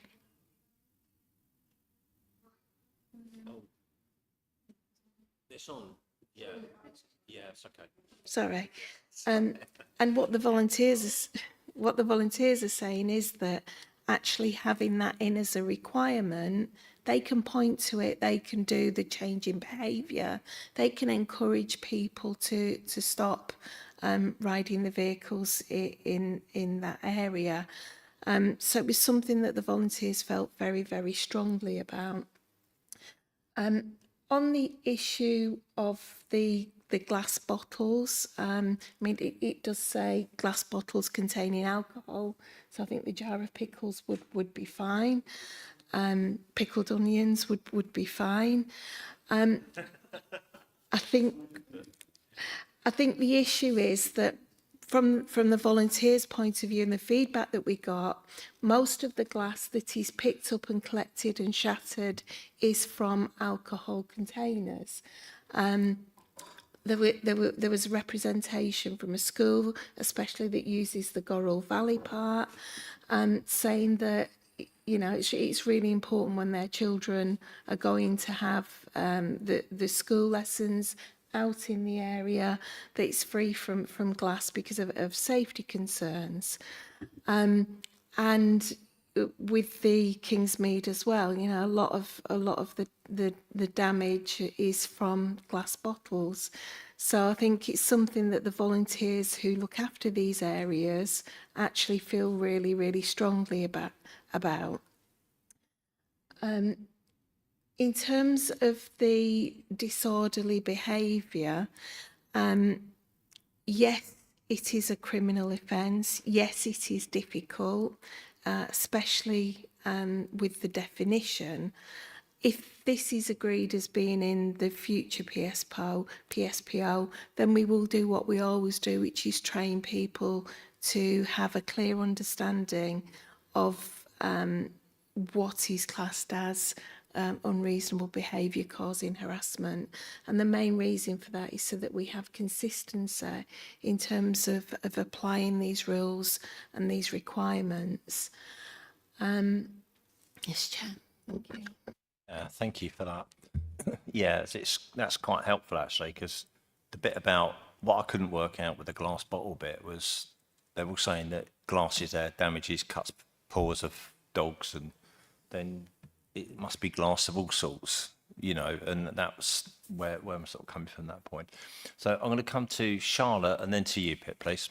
It was a question just back on some of the information offered there. So do we have a document at the moment which specifies what we consider to be unreasonable behaviour causing us harassment? Do we offer that training already, and we have that documentation?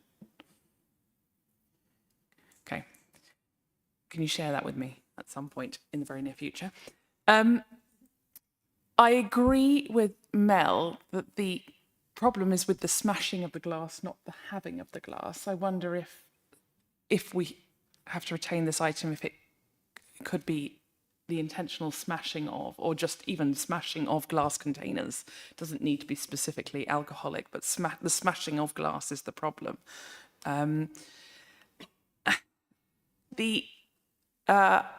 Quad bikes are a big problem. E-scooters are a problem. They are a nuisance and they are dangerous.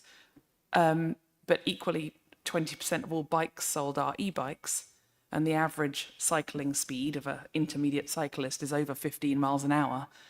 That is only going to... We want e-bike sales to increase. We want more people to be using this kind of transport, which is good for their health and better for the environment. I don't want to... I appreciate Canterbury is relatively flat compared to perhaps Whitstable and some of our sort of hilly... But I don't want to... I know a lot of people that have e-bikes. This market is increasing. I don't want to accidentally criminalise people going into some of our parks and spaces that use them. Thanks, And I still really dislike to. Sorry, thank you, Charlotte. Pip, over to you.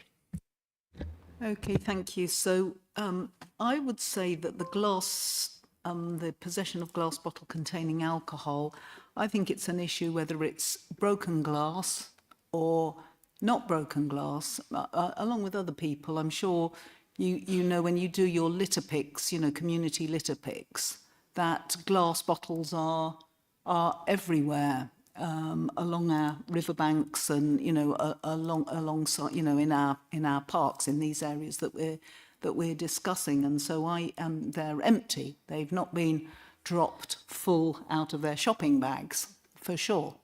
So I'm happy with number 5.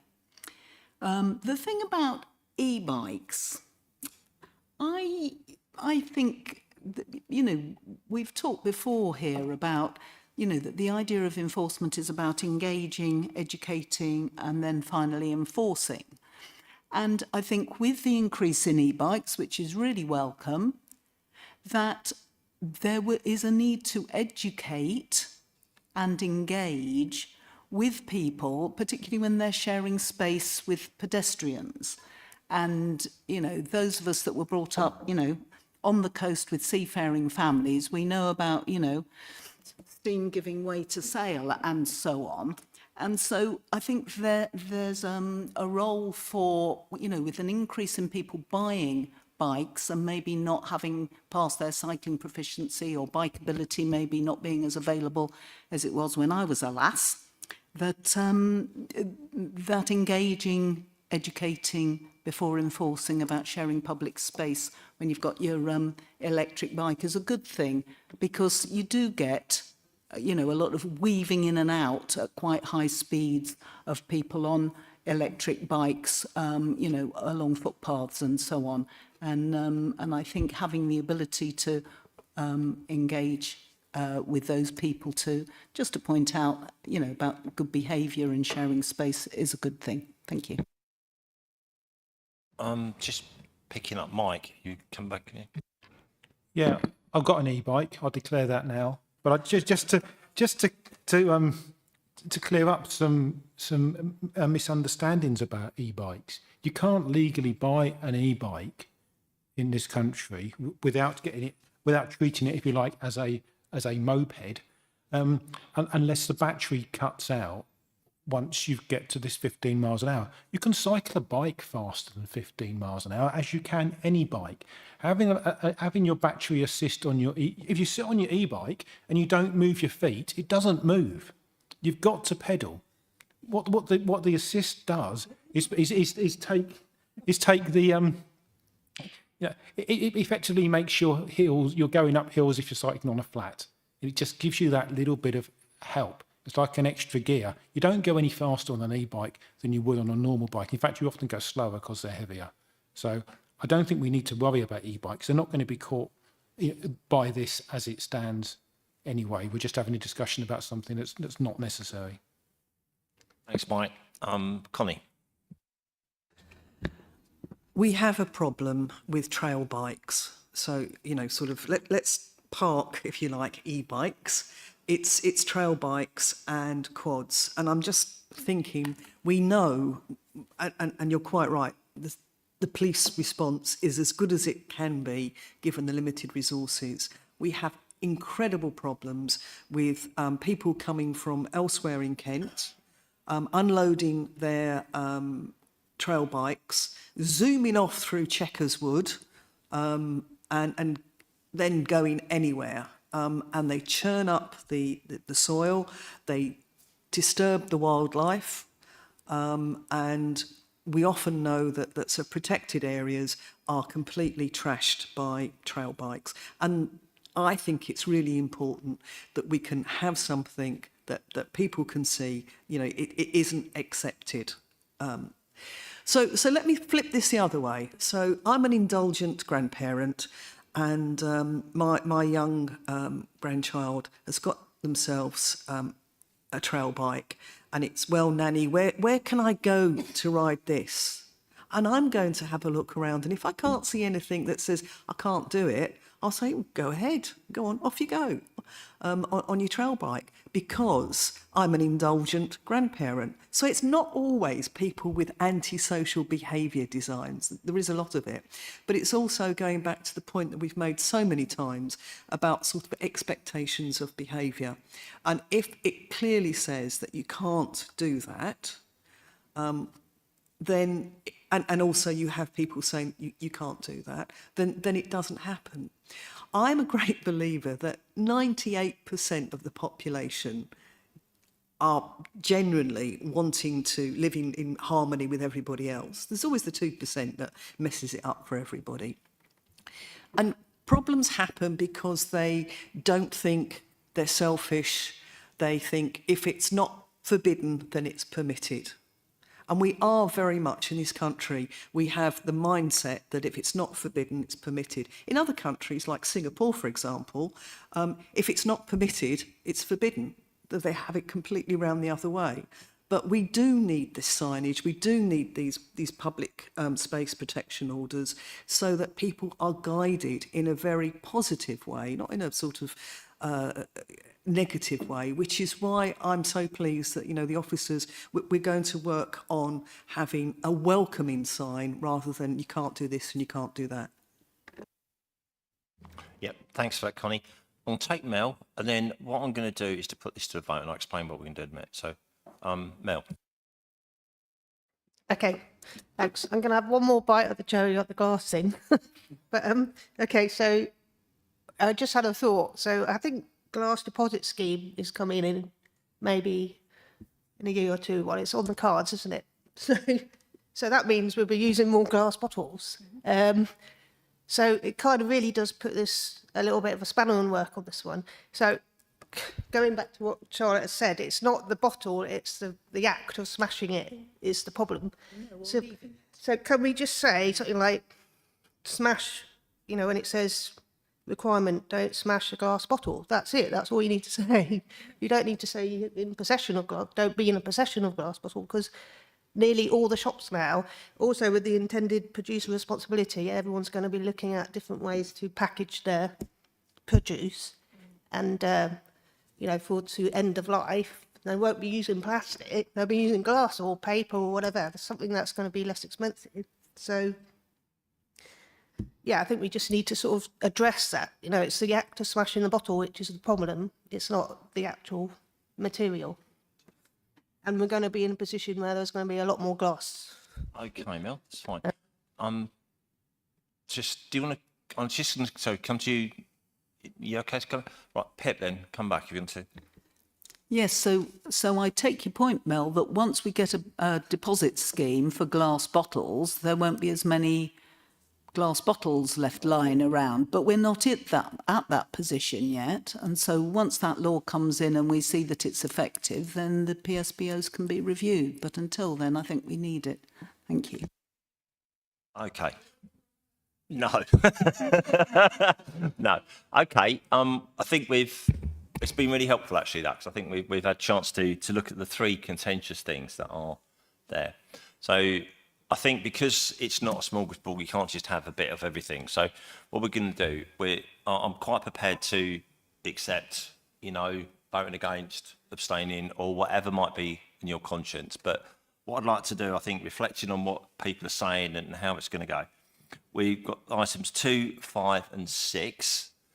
If you want those, or you're content, not necessarily want, but if you're content for those to go back into the PSPO, obviously the officers here have taken the views that we have, and if wording can be improved to make some clarity, which is often the case, then we will do that. So if you're content for 2, 5, and 6 to be included, the vote is for. But you can choose whichever way you wish to vote out of the three on your options there. Okay.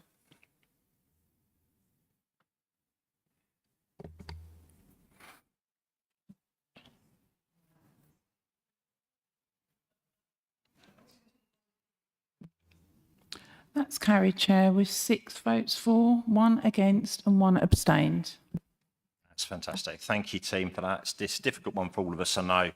And it's one of those things that we will disagree about to always be. And it's good that we do that as well. So people that are listening tonight at home will understand, I think, where we are on that. And that's useful to do as well.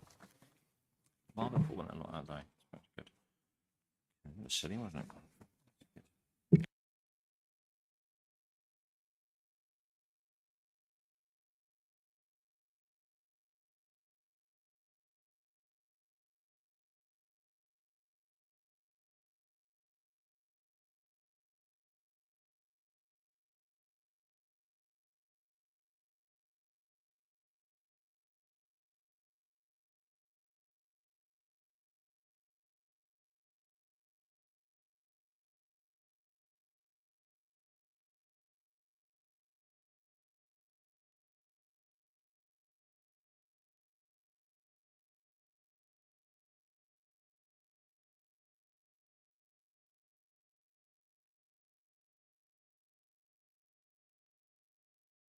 Thanks, all of you. Let's move on now to something completely different.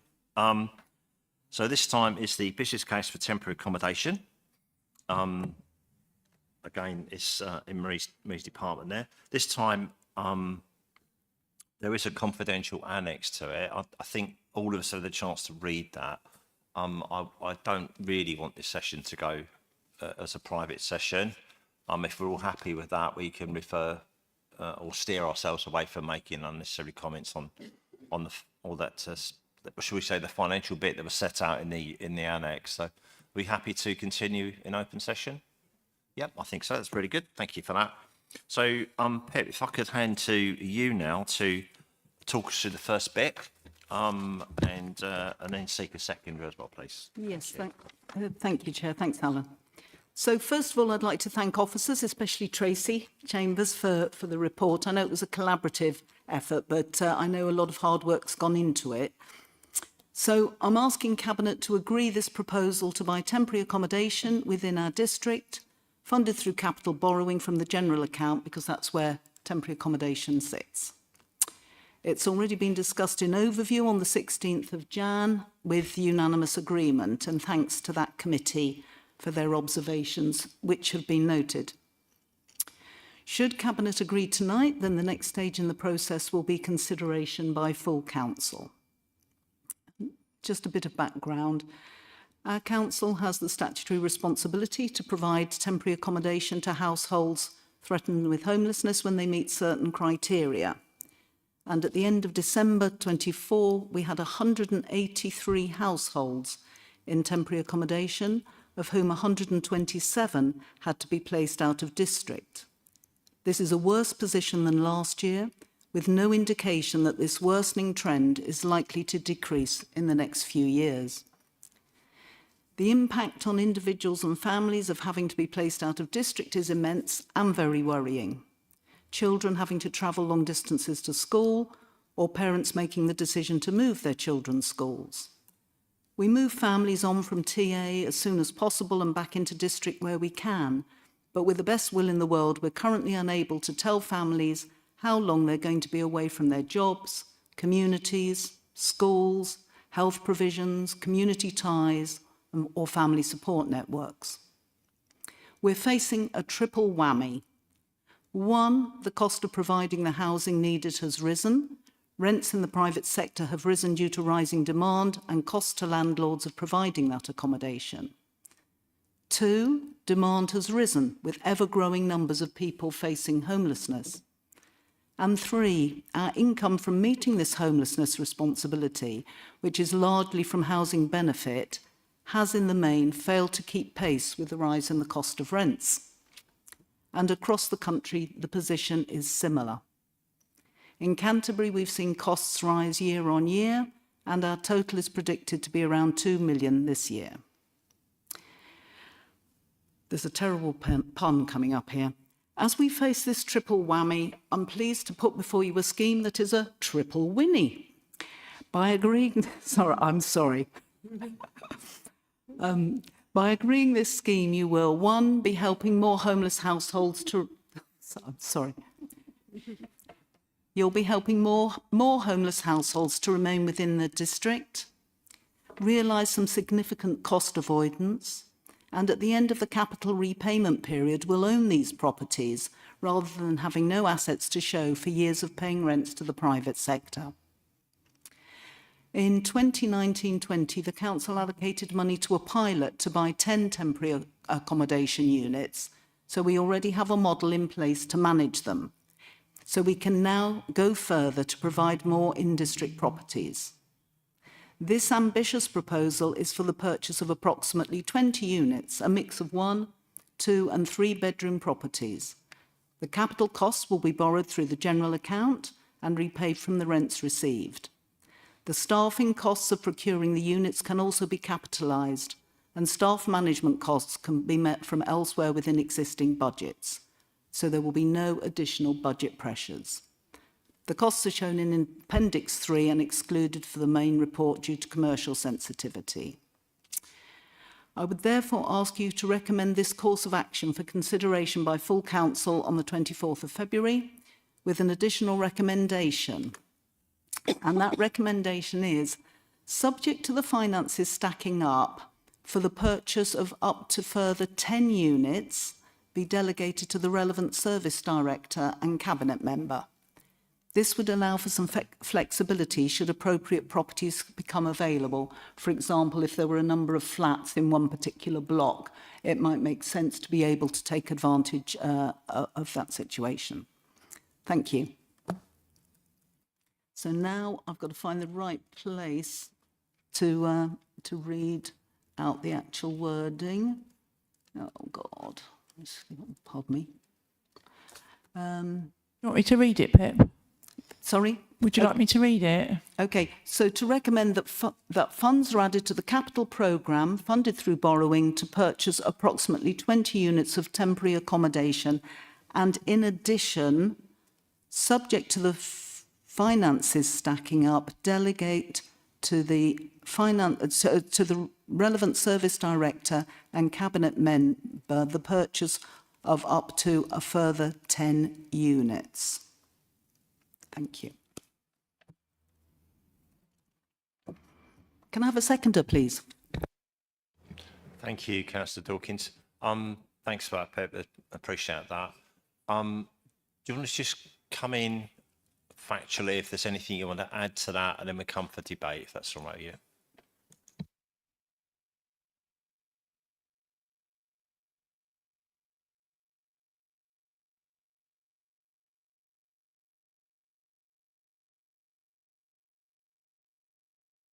Thank you. That's really good. Okay, Mike, come back on that.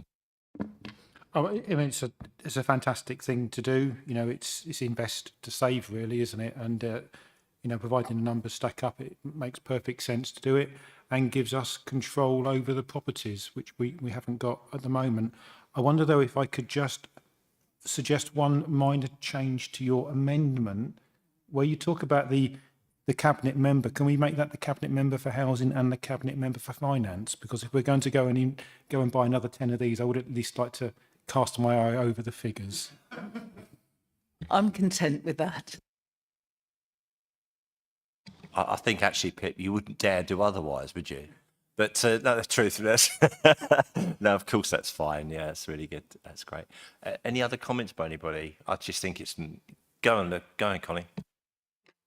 I very much welcome this. I know how difficult it is when families are out of area in two ways. One, I witnessed a young family who were in temporary accommodation because their flat had burnt down. So it was nothing to do with them. It was electrical fault, which their landlord should have sorted out.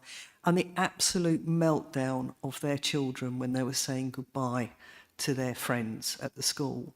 And then switching the other way, of course, in Barton Ward, we've got the temporary accommodation for Redbridge Council. And they really, you know, sort of are out of sight, out of mind. And I think we lose the connection with our residents if they have to be temporarily accommodated elsewhere. And I know, well, sometimes it can be sort of in another county. I know often it's Ashford or Thanet, but sometimes in another county. So I very much welcome this. And if you can scrape another 10 and get it past Mike, that would be fabulous. I don't think there's any disagreement on here at all. It's a fabulous idea. We should have been doing it a lot more, and we're now getting into it and got the swing of it. I think we're much better idea. So it's really fabulous. So I think we just go to a vote, if that's all right with you. Yeah.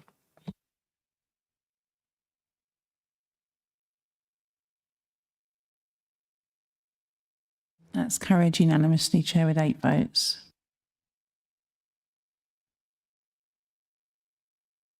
Fantastic. Right, item 15, in parish capital grants, allocation of funds.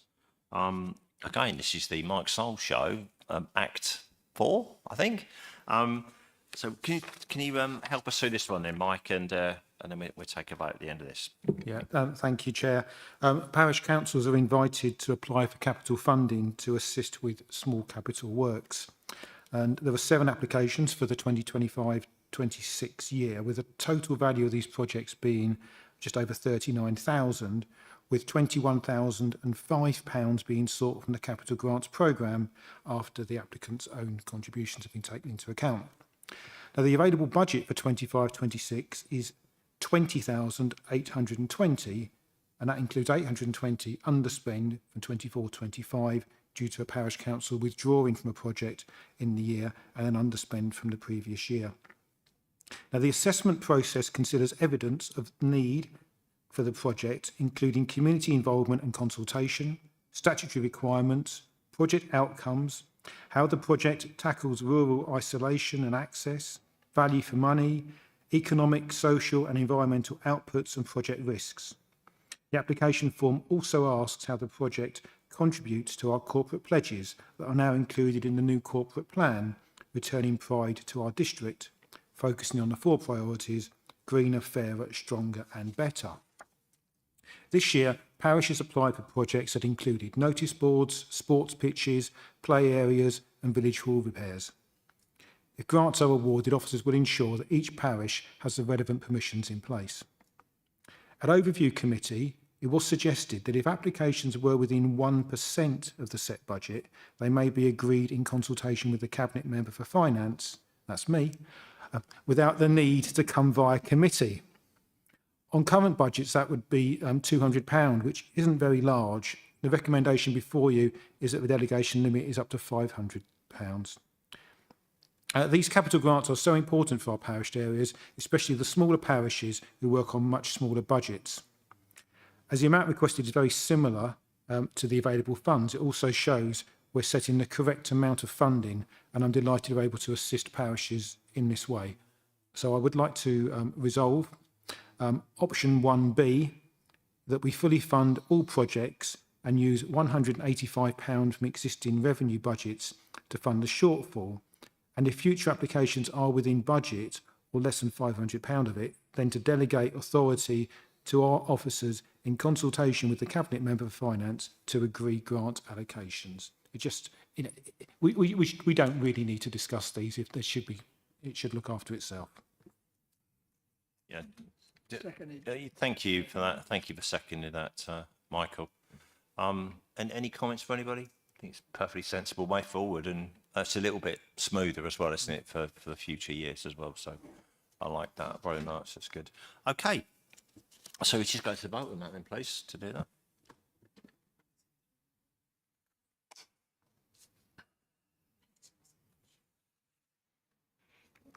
That's carried unanimously, Chair, with 8 votes.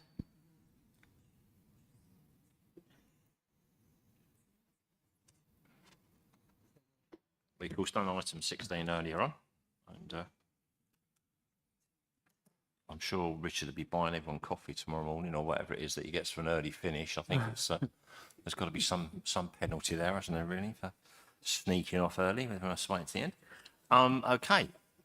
This is item 17 then, the General Fund Revenue and Capital Budgets, and this is the next act with Mike in charge again, but quite a big chunky piece of work here that obviously I'd like to use this opportunity really to make sure that we all fully understand as well, with the opportunity to check and question what's gone through already in this part of the process. So we pretty good explanation, so go for it, Mike, if you can. Thanks. Thank you, Chair. In November, we met to consider a report setting out our financial prospects for 25-26 and agreed to consult on our budget proposals. And at that time, we also reached out to opposition parties to hear their thoughts on the budget. Now, we will debate the budget in greater detail when it comes to Council on 24th of February, but I'd like to use this opportunity just to highlight some of the key changes and other issues in the budget that we may not have previously discussed. Firstly, though, in a change to previous administrations, I believe that the budget process shows that when we consult, we listen. And when we listen, we understand. And when we understand, we have the flexibility to change, and that we will change. This budget will enable us to be prepared for the challenges of local government reorganisation. Whilst devolution may be delayed, the message from government is clear that unitary councils are coming, and we need to be prepared for that. Also, as we were not successful in our Luff bid for Herne Bay, we put in a nominal estimated investment of £2 million in the capital budget to carry out some improvements and essential works to the King's Hall. This more than doubles the amount that would have been invested in King's Hall had the Herne Bay Luff bid been successful, which was proposed to be £800,000 match funding towards the government's contribution to the project, and that shows our commitment to Herne Bay. This will not be the full project that was set out in the Luff bid, and we're currently revisiting those plans so we can come forward with an amended scope of works and establish exactly what is feasible within a revised budget at today's prices. Also, it's worth highlighting that following on from the issue of abandoned shopping trolleys that was raised by Councillor Brady, the charges levied on supermarkets are increased from £99 to £150 for those collected within 6 weeks. And the charge for those scrapped after 6 weeks increases 70% from £176 to £300. So hopefully that will be a huge deterrent and make sure that the supermarkets get their act together in getting rid of the shopping trolleys that are dumped around. And we've also already discussed the car parking charges in detail earlier this evening. Finally, the other larger item on there now is I'm pleased we've now due to receive the producer responsibility grant. Quite a huge amount of money we're getting there, and that's a new grant that will have requirements attached to it. But for 25-26, it does provide us options to realign the budget in the short term. So based on that, I'd like to recommend, and do I need to read all of these out, Chair? Okay, longer than my speech. I'd like to recommend to Council, A, that the Council approves the net revenue budget amount of 21,840,000 for 25-26. That the Council approves a council tax base for Band D of £247.05 for 25-26, an increase of 2.98% when compared with 24-25. C, that the Council approves a financial plan for 25-26 and 27-28 set out in Appendix 1 as the basis for the budget in each of those years, with the projected council tax increase being limited to not more than 2.99% each year.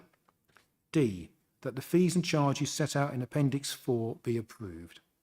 E, that the reserve set out in Appendix 5 be approved, and F, that authority be given to incur expenditure on schemes brought forward into the capital programme since the council meeting in February 2024 for 25-26, set out in Appendix 2.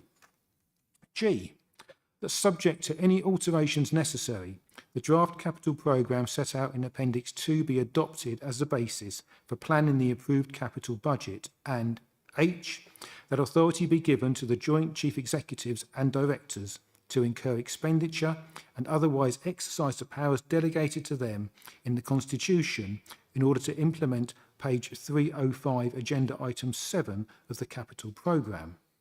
I, that for the cost recovery fees and charges, open brackets highlighted in amber in Appendix 4, close brackets, officers are able to further increase or decrease charges during the year by up to 5% if costs vary, in consultation with the Chair of Cabinet. J, that a Section 151 officer, in consultation with the portfolio holder for finance, can draw down on up to £500,000 from the Budget Stabilisation Reserve to enable the effective and efficient delivery of works required to deliver the government's devolution and local government reorganisation agenda.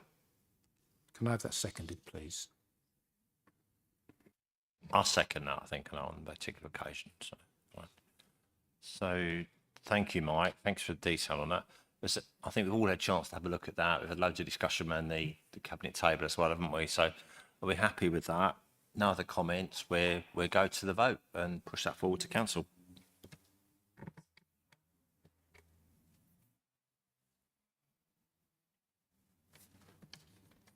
That's carried unanimously, Chair, with 8 votes. Thank you for that, all of you. Item 18 now is the housing revenue and capital budgets. So it's housing revenue account. So is it you can take this one, Pip? Mike's going to volunteer it off. So Mike starts and you finish. Yeah. Fantastic. Even better. Okay. Thank you, Mike. So if you can take us on this one and set forward why you're comfortable with this proposal. Yeah, it's just a very short statement, really, to set the stage, and then the main acts will come on in a moment. The draft housing budget is unchanged since it was considered by Cabinet on 4th of November 2024. The budgetary situation remains challenging because of tightly regulated rental income, competing priorities and inflation in the cost of core services such as repairs and maintenance. Appendices A to C summarise the draft budget, and the report explains proposals to increase council housing rents by 2.7% in line with government rent policy, to recover the full cost of service charges and increase garage rents, which were all supported in the responses to the public consultation. Thank you.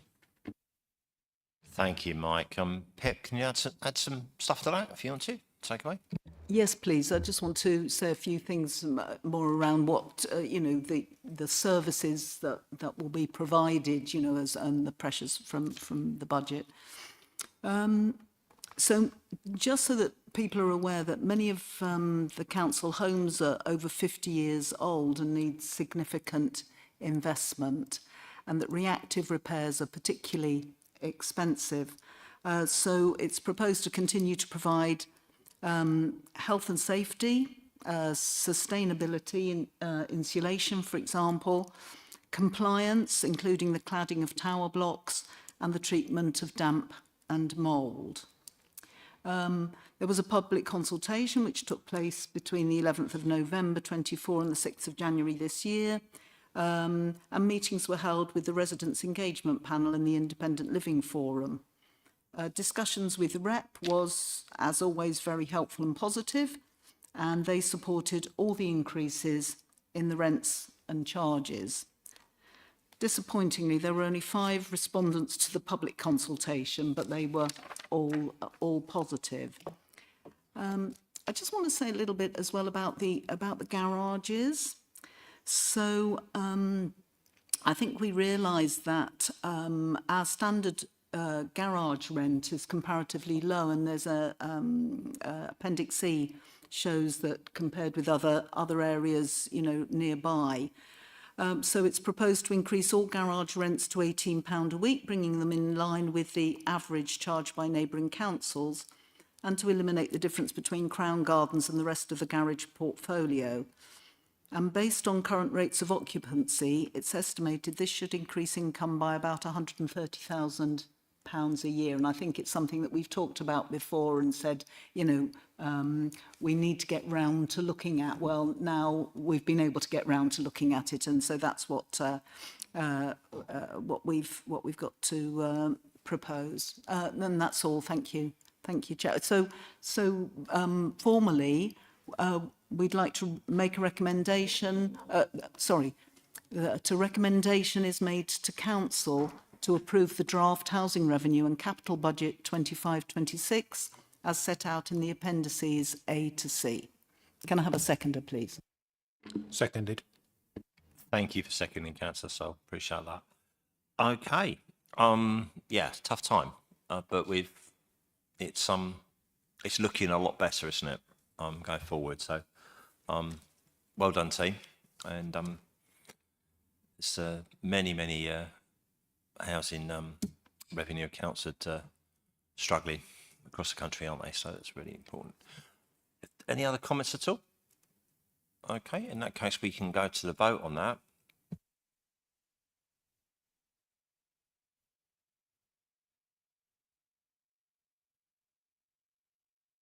That's carried unanimously, Chair, with 8 votes. That's brilliant. Thank you for that. Okay. Right. So we've got nothing that needs to go on from here. Have we any private things or whatever? So okay. Okay. So there's no other urgent business. That's right, isn't it? Yeah. Okay. Good. Down to item 19. Date and time for the next meeting. It's the 24th of March. We've got 7 p.m. Does anyone want to go to 6 p.m. again? I'm just checking. We just thought we'd ask the question. No, that's it's fine. If you're okay with 7 o'clock, that's great. But I think this evening was probably quite useful. We've not finished too late, have we? About 8:15. It went better than I expected, but we're happy with that. So we'll stick to 7 o'clock next time. Yeah. Okay, that's fine. Right. We don't need to exclude the press or the public because there's nothing we're going to be dealing with in private. We didn't need to go into the private things. So, with that, I close the meeting at 2014. Thank you very much. And you win, Susie.